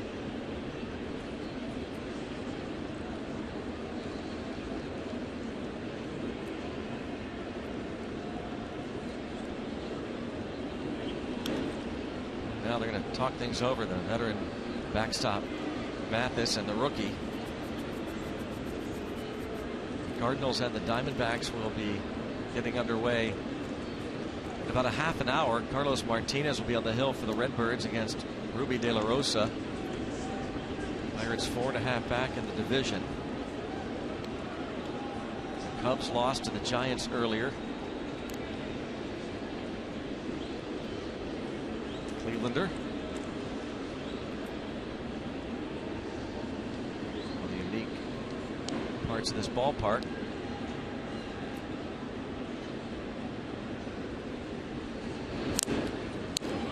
Ball's fouled off. Help me notice that the pitch count for Garrett Cole through 6, just 70 pitches.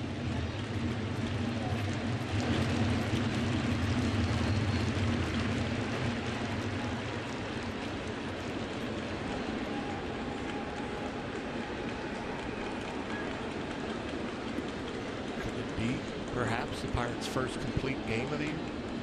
Maybe.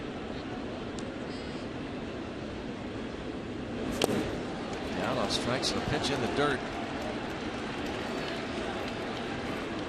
Marte really lost this series.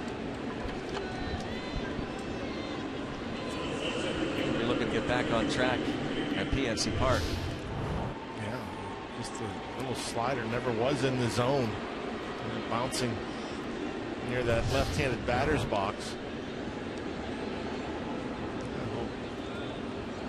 Forward to getting back PNC Park where he's most comfortable.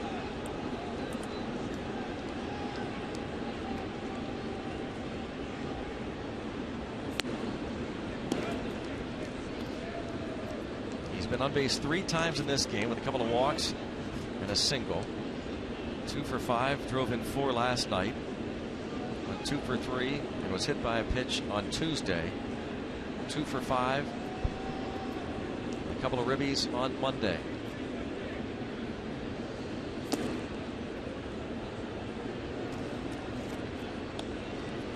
Being very careful with Andrew.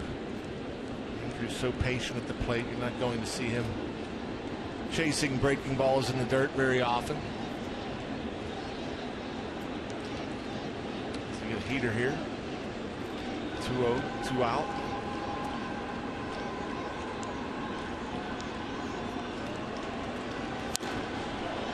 Did.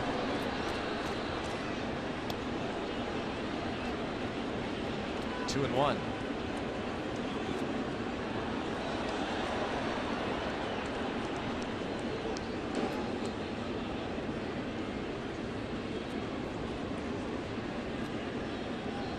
Pirates trying to go 28 games over 500.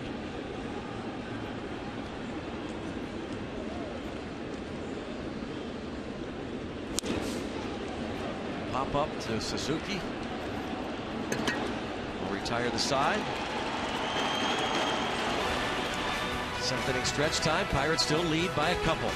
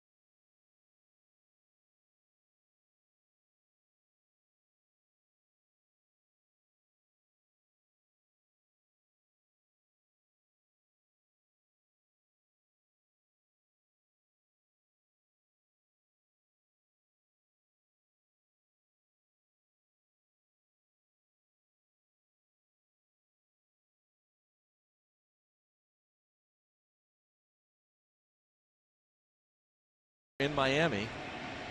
We understand that there's some Comcast cable subscribers who are experiencing some technical difficulties. We are working diligently to rectify the situation, so I ask for your continued patience. The Pirates leading this ball game 2-0 behind Garrett Cole. There's a Point Park University tweet. Why aren't all baseball parks required to be the same dimensions like football, hockey, etc.?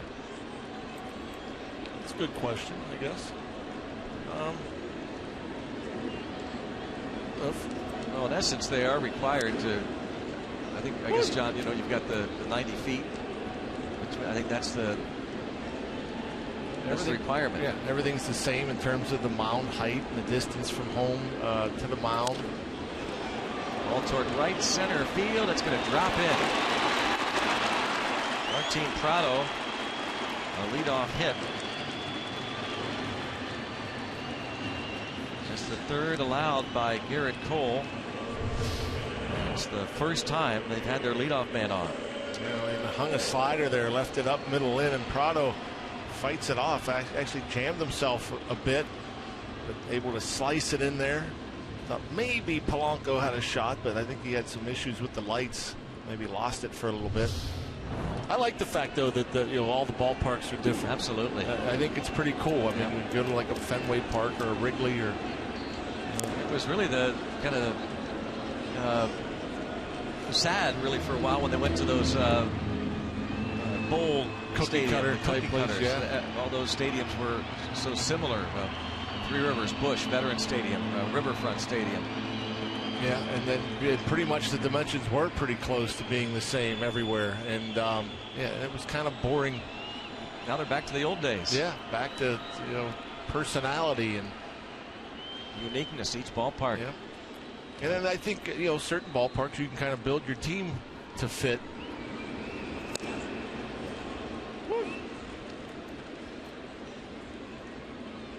Heard earlier Robbie and Smikowski talk about the fact that there will be some discussion this offseason to bring in the outfield walls.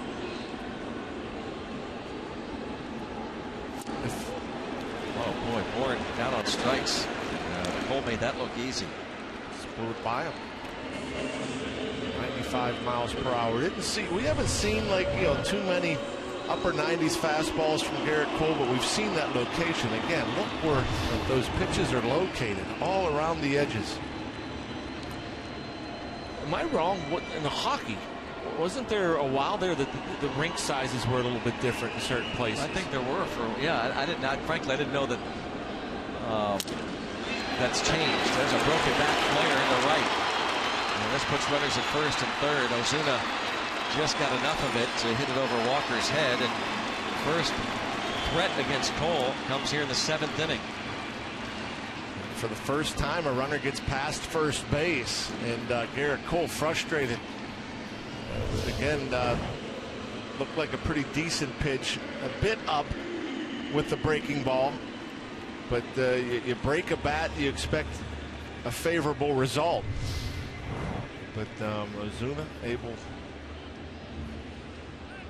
softly throwing in the right, and softly enough to where Prado easily gets the third. Now you're looking for that punch out or perhaps a double play ball. Dietrich has put the ball on the ground once. That was in the second. He bounced out to Neil Walker. He flied out in the 5th. And this is where you almost expect Garrett Cole to ramp it up a bit. When you do see him later in games, he'll start pushing that velocity up there when he has to.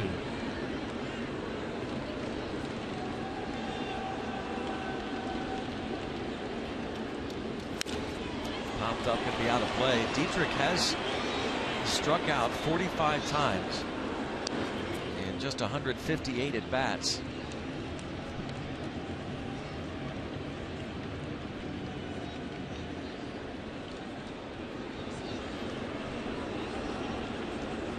This is when Cole wants to go to work here, try and keep the Marlins off the board. Tight game. That'll be 2 strikes. 96. coming right at him, too, charging with the fastball, 95 and 96. What do Cole and Stewart decide to do here? Ahead of the count, 0-2 on Dietrich. I wouldn't be surprised he tries to throw something out of the zone, get a chase. 98. Wondering that a moment ago. There it is in the tank and available. See if he goes to a slider now. That's what Chris Stewart puts down. Finish it. Time is called late. Hold it like that.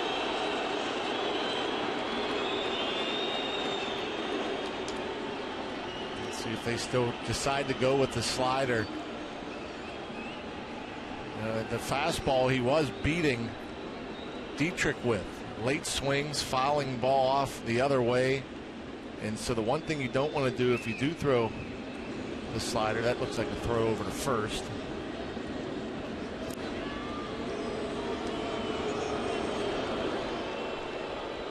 If Cole does go to the slider, you want to make sure you miss with it out of the zone. You don't, want to speed up Dietrich's bat. I mean, he's having trouble getting caught up to the fastball, so you don't want to leave a slider in the zone that he can get the barrel to.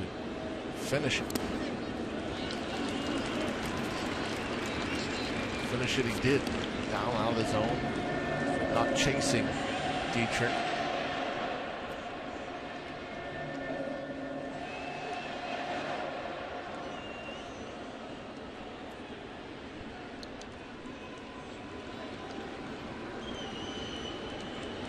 Prado, Osuna the runners. Here comes the fastball.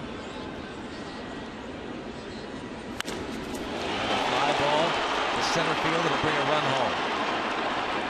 87 miles per hour. Dietrich gets the sacrifice fly. That scores Prado. It's 2-1.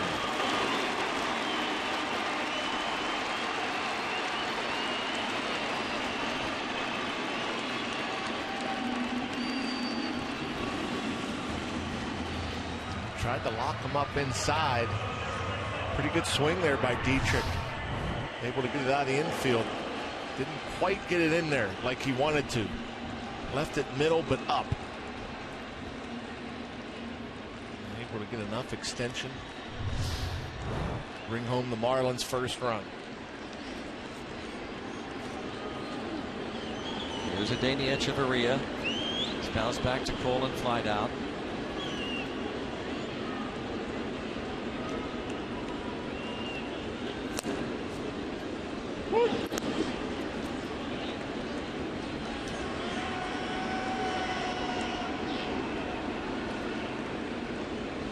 Echeverria 2 out of 11 in the series.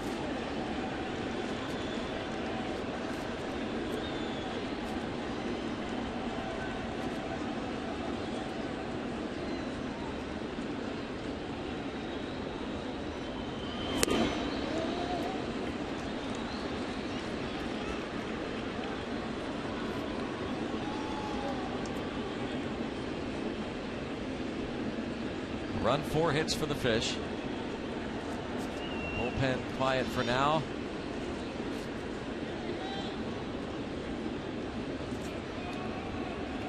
Be surprised if we'll start to see something happen when the Pirates come to bat in the 8th.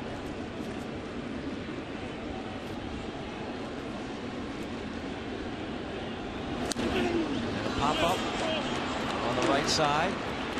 Walker will make the catch. Marlins are on the board, and it's 2-1.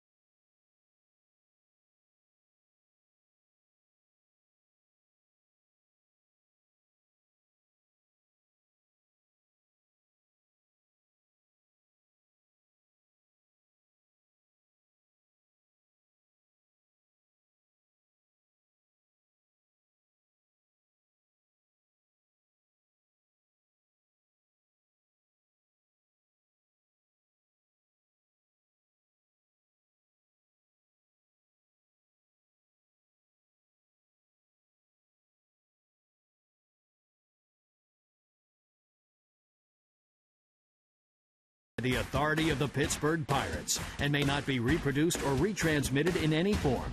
And the accounts and descriptions of this game may not be disseminated without the express written consent of the Pittsburgh Pirates.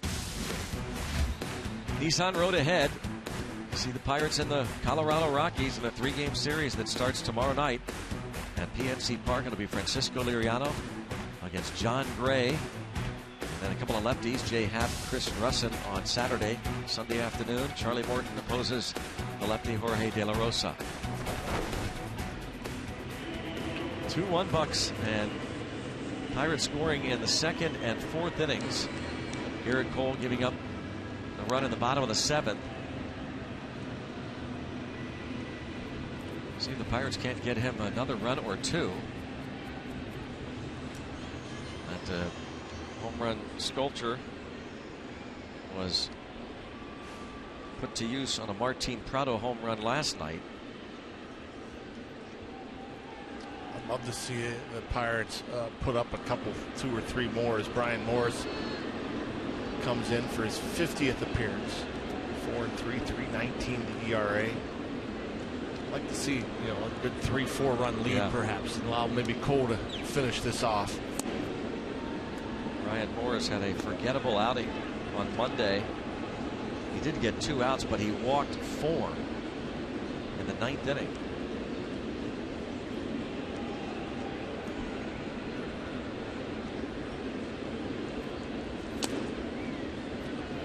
Still has that good arm, the 96 with movement, and has always had that good swing and miss slider, but the command, throwing ball out of the zone, trying to miss bats, times could get frustrating.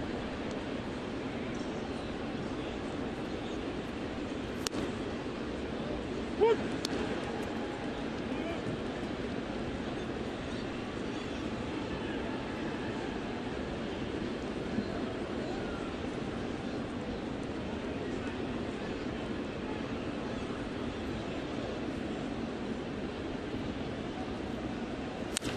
And up the middle for Aramis Ramirez, his first hit.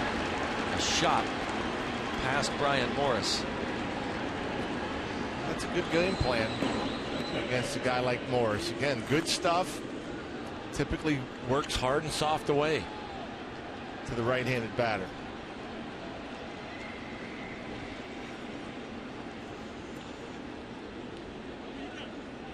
And so that will be it. Josh Harrison will pinch run for Ramirez, and Chris Stewart will come to the plate. Maybe look to bunt a runner over here.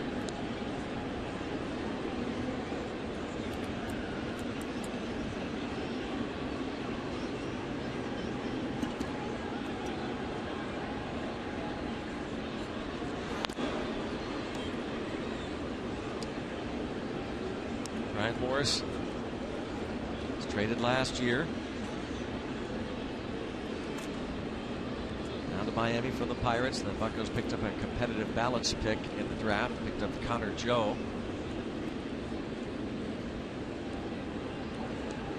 At the University of San Diego.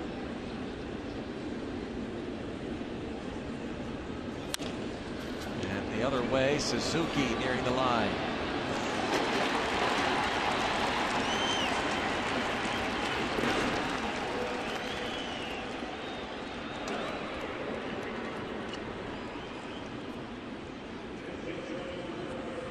Flies out to right.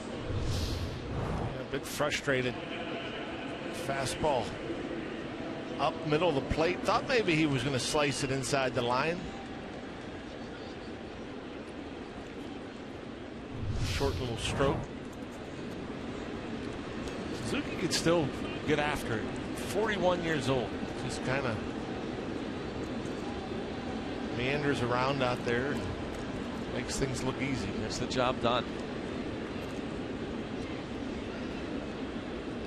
There goes the runner, and a bouncing ball. Dee Gordon makes the play and turns it into a double play. Harrison couldn't avoid the tag, and he throws out Sean Rodriguez in a double play.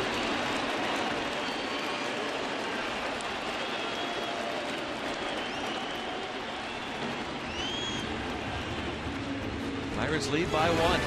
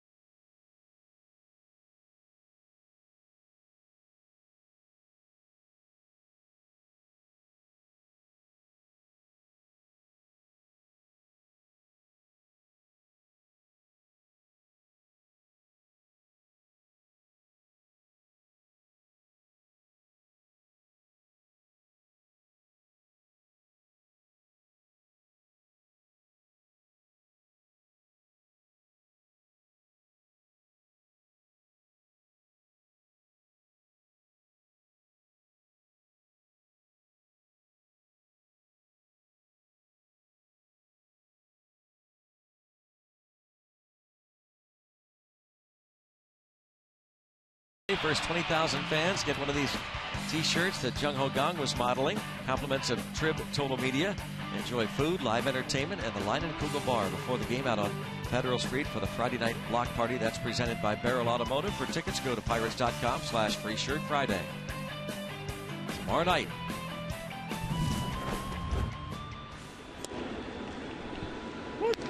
First pitch strike to the pinch hitter as Josh Harrison takes over at third.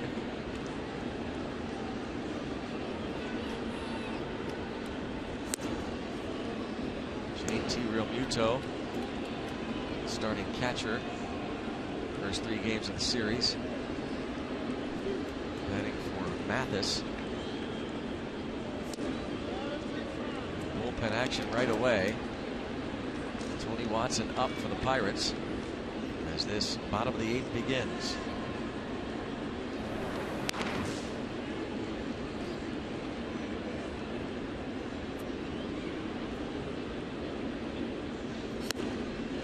A strike. Muto didn't like it. Goes with the slider. Boy, good location again. At the knees.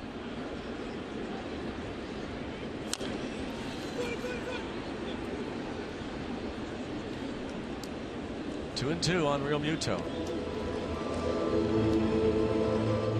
6 outs to get for the Pirates. Realmuto against Garrett Cole. He's thrown out 89 pitches.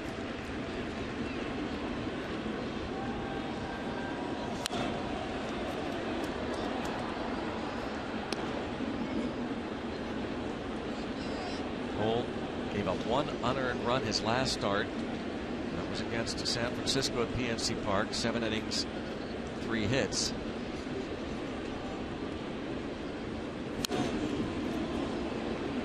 Got away with one there. Left that slider up a bit. But that's the thing, though, when you got stuff like Garrett Cole has, and we've talked about it a lot, how good he's been at executing pitches, locating the ball, staying out of the middle. And even when he makes a mistake, like that slider, number 7, up inner half, you get away with it more often. This fastball is spanked into the seats, and now 8 pitch at bat so far for the pinch hitter Realmuto. It's the toughest AB that Cole has had against him tonight.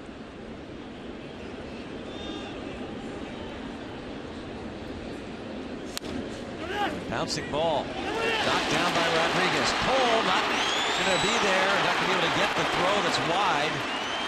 Don't know if a good throw gets him. Knocked down by Rodriguez. It'll go as a hit for Real Muto to start this bottom of the 8th inning. That's going to be it for Cole, it appears. Now, Clint Hurdle, like he was going toward the dugout step. Yeah, maybe it's a bang-bang play if it's an accurate throw to Garrett Cole. It's errant throw from Sean Rodriguez. Garrett Cole not happy. A heck of an at-bat, though, by Real Muto. Go Rojas is going to pinch hit. Casey McGee was on deck. Clint Hurdle will let Cole face the pinch hitter as Watson is ready now.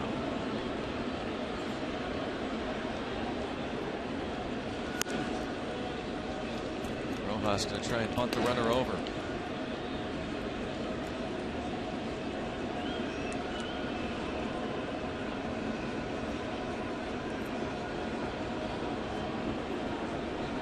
They gave Sean Rodriguez an error.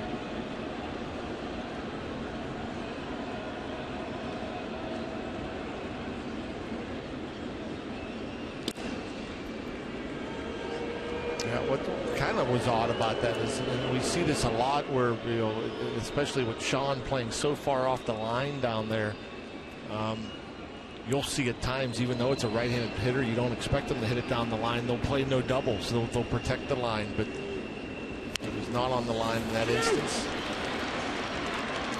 Sacrifice moves the potential tying run into scoring position. I think Garrett was thinking about it. I heard somebody yell too, whether it was Chris Stewart or somebody, not sure. Garrett just wanted to make sure he got an out. I think if he gets over there and, you know, if he's able to get it with his, you see how the bare hand wasn't on the ball. Sometimes they go down there with two hands. Maybe he comes up with it and fires the second, but he goes with the two there. He just got it with the glove and just made sure of an out.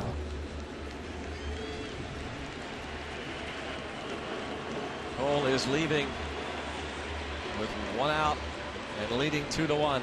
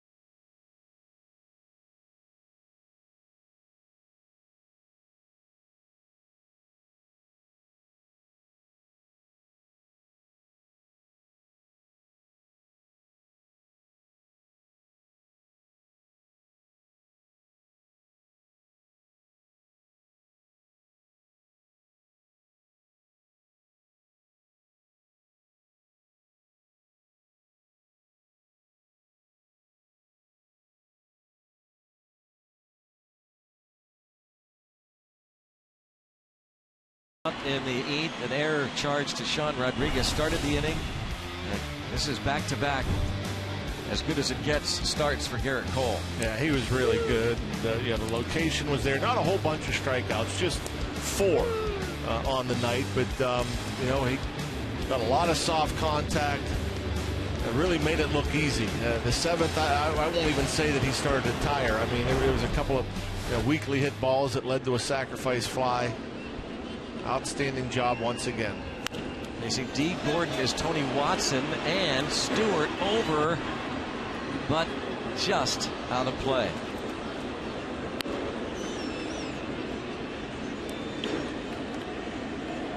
Tony Watson. 60th appearance, 2.16 ERA, 53 punch-outs and 58 in the third. League hit just 2.05 against Tony Watson.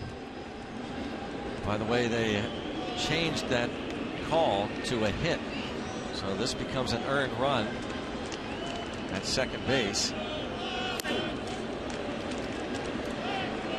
More importantly, it's the tying run.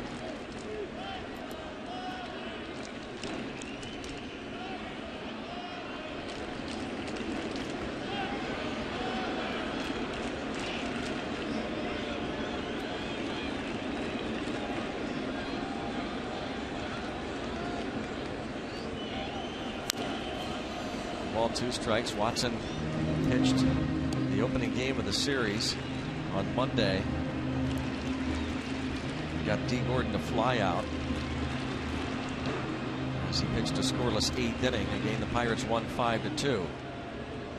He did give up a leadoff hit to a pinch hitter. Later, a single by Martin Prado, but he got Gordon to fly out. This time, Tony Watson strikes him out. Well, you gotta like the sequence. Gordon had a hit in the third, a pitch that was well off the plate, slapped it in the left. So with Chris Stewart, Tony Watson working him in with 3 straight fastballs, and Gordon was thinking in again, didn't get it in, got a slider away, and a wave and a miss. And now this matchup.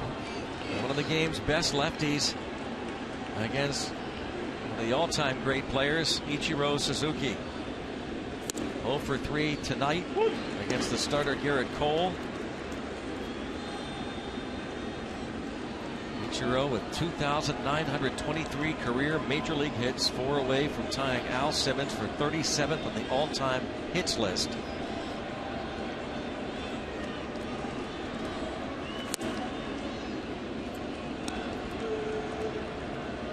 Watson able to get Ichiro to fly out in an at-bat on Monday. D. Gordon moments ago struck out for the second out of this 8th inning.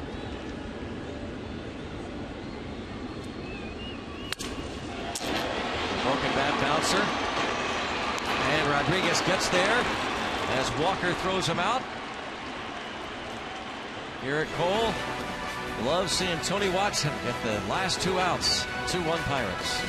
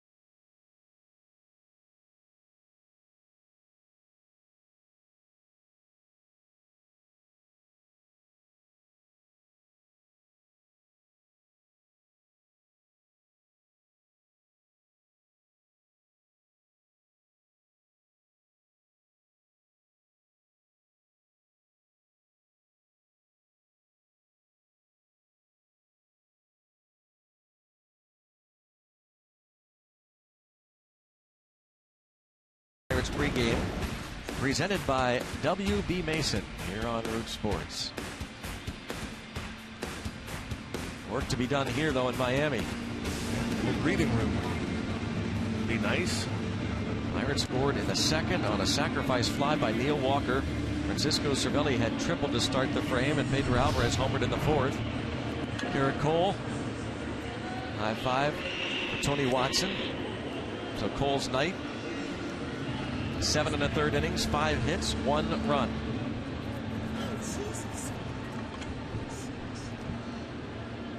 Good stuff. And Real Muto will stay in behind the plate.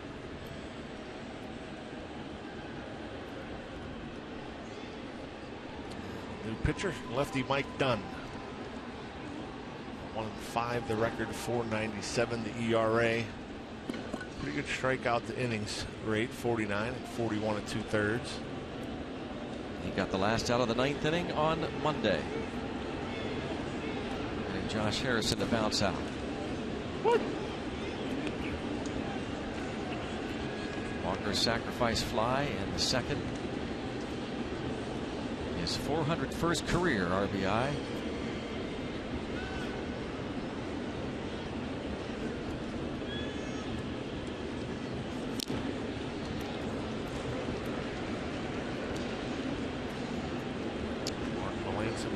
Save will be out soon.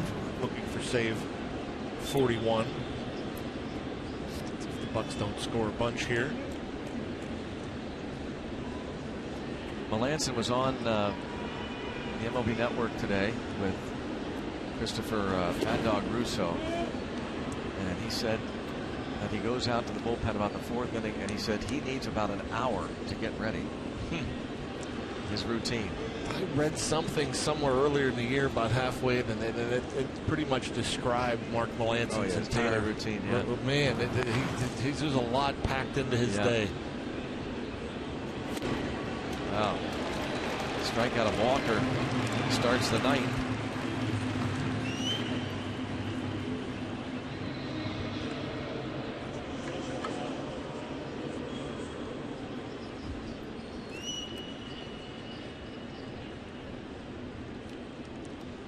Jordy Mercer 1 for 3.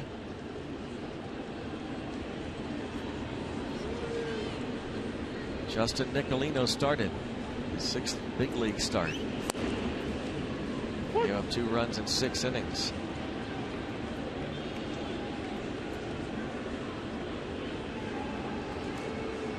Pirates have left 7 on. Big chance to break things open in the 3rd inning. Garrett Cole led off with a base hit. Gregory Polanco walked, and then Starling Marte hit into a double play. Still, Pirates got the bases loaded. And Andrew McCutchen and Aramis Ramirez walked as Mike Dunn takes care of the first 2 hitters. Mercer, a little scouting report there for Michael Morse. He's throwing like the Tony Watson fastball, that explosive fastball, jumping out of his hand, elevating it, getting a couple swings and misses.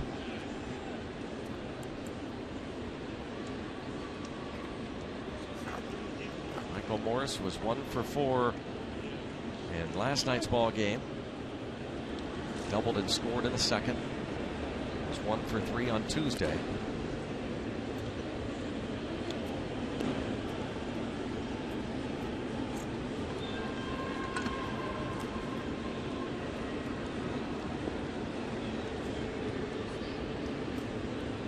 Good career numbers against the Fish.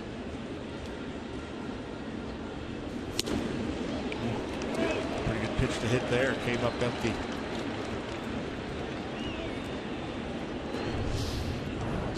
Challenging him, 95-mile-per-hour fastball right down the middle.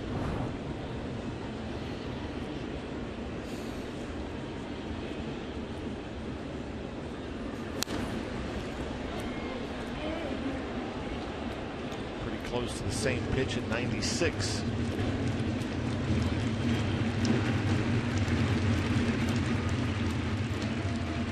In the bottom of the 9th, Marlins will have their 3, 4, 5 men. The batting order due up against Mark Melanson. Just a 1-run lead at the moment.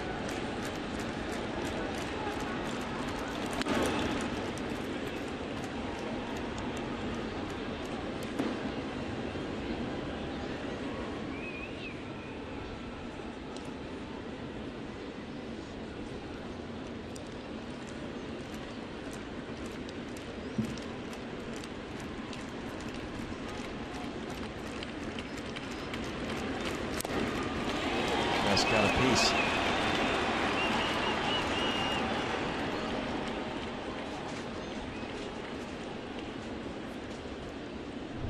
Muto behind the plate.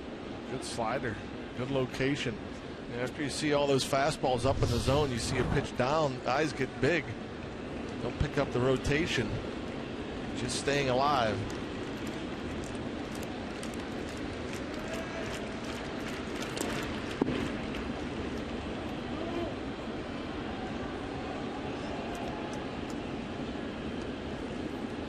You have to figure now with a 3-2 count, Michael Morse will know what he's getting. Chances are done. Again, challenge him with the fastball as Polanco hopes to get another at bat.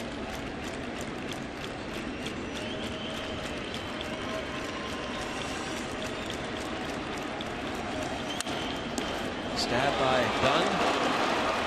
And a 1-2-3 top of the ninth. And no wiggle room for Mark Melancon as he looks to earn his 41st save. Looking to get Garrett Cole his 15th win. And the Pirates, their third in 4 games here in Miami.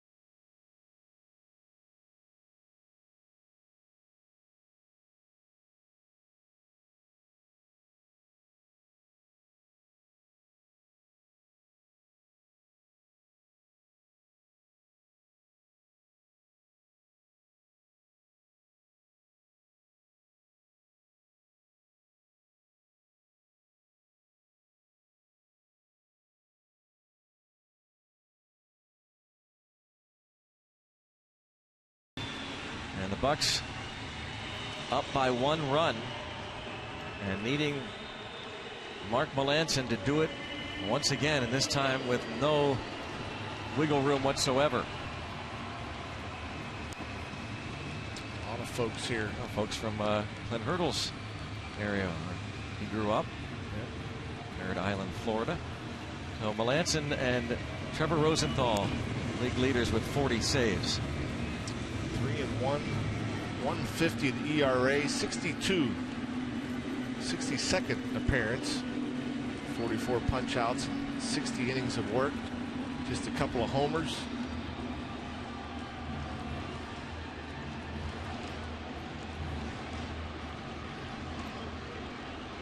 Got the 40th save on Monday. Actually came on with the Pirates leading 5-1. Became a save situation, however, when Antonio Bastardo gave up back-to-back leadoff hits in the bottom of the ninth. Here is Martin Prado.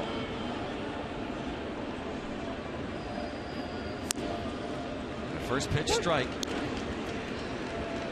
Prado singled off Garrett Cole in the 7th and scored the Marlins' lone run.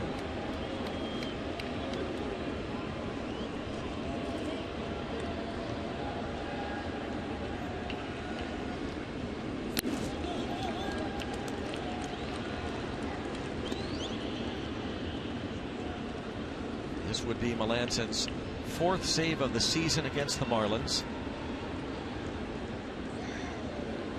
He saved a game for Charlie Morton back on May the 25th, a 4-2 Pirates victory, and he saved Garrett Cole's 7th win on May the 27th, a deal. Yes. That's a big one. Yeah, folks in the Marlins dugout not happy about that at all. A big curveball.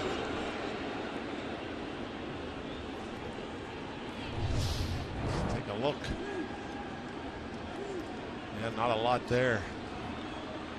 Definitely getting a call.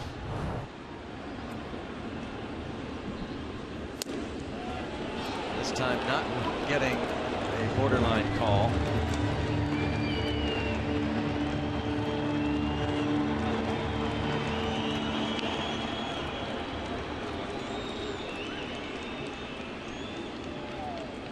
Being careful with Prado, throwing the curveball. Prado's so good at using the whole field, staying inside. Another curveball coming. And he starts the ninth inning off with a base hit. He didn't quite get it down where he wanted to, Mark Melancon. But Prado, you know, these righties, some righty hitters go up there and look to hit that cutter into right field. But as you see there, the UPMC Sports Medicine strike zone, that curveball up around the belt inside. I'm sure he wanted to get that down around the knees at least, maybe even down out of the zone for a chase. But Prado been doing this a lot of years. Pretty good hitter. Justin Bour was 0 for 3 against Cole.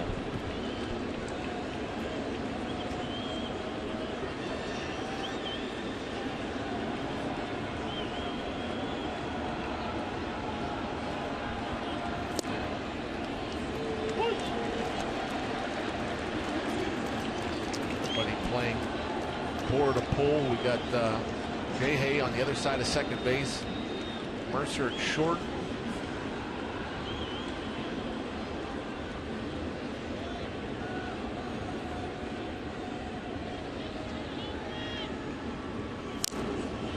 In front of the power hitter Justin Bour, now 0-2. Gregory Polanco respecting that power. He's just a couple of steps in front of the warning track. Deep right. Protecting against the double.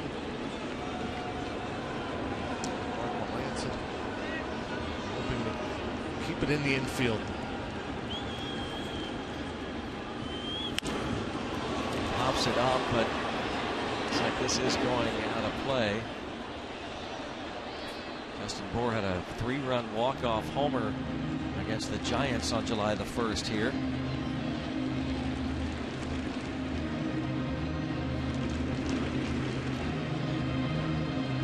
The other night had a couple of big hits against the Charlie Morton curveball. So far, Melancon has stayed away from the curveball with Bour, all cutters. Inside part of the plate. Now shook off the curveball, did Melancon, to go with the cutter.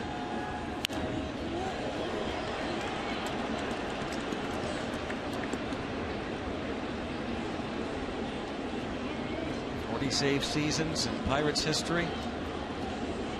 Well, Joel Hanrahan had 40 4 years ago, and for whom Melancon was traded.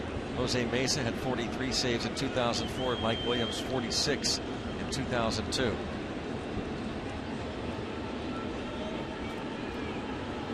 He's going to try to bounce the curveball.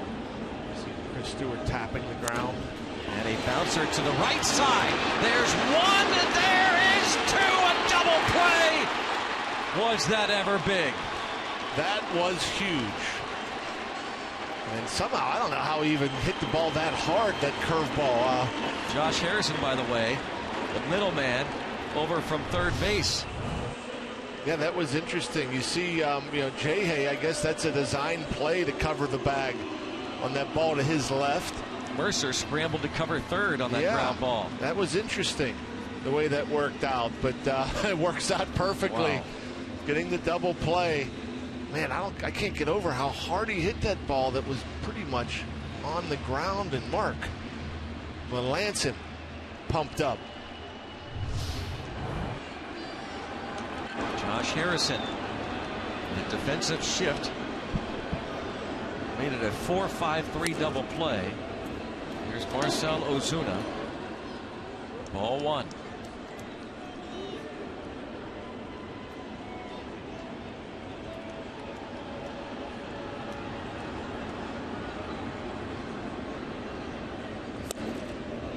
Ball two. You expect Mark Melancon to keep the ball away from Ozuna. Don't give him anything he can pull.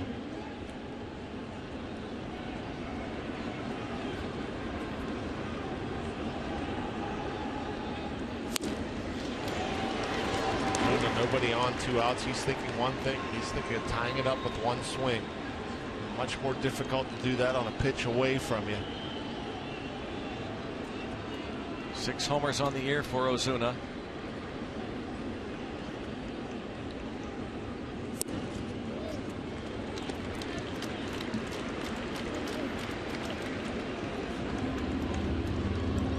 Two hits tonight and a line out. He's had 3 solid at bats. Those 3 ABs against Garrett Cole.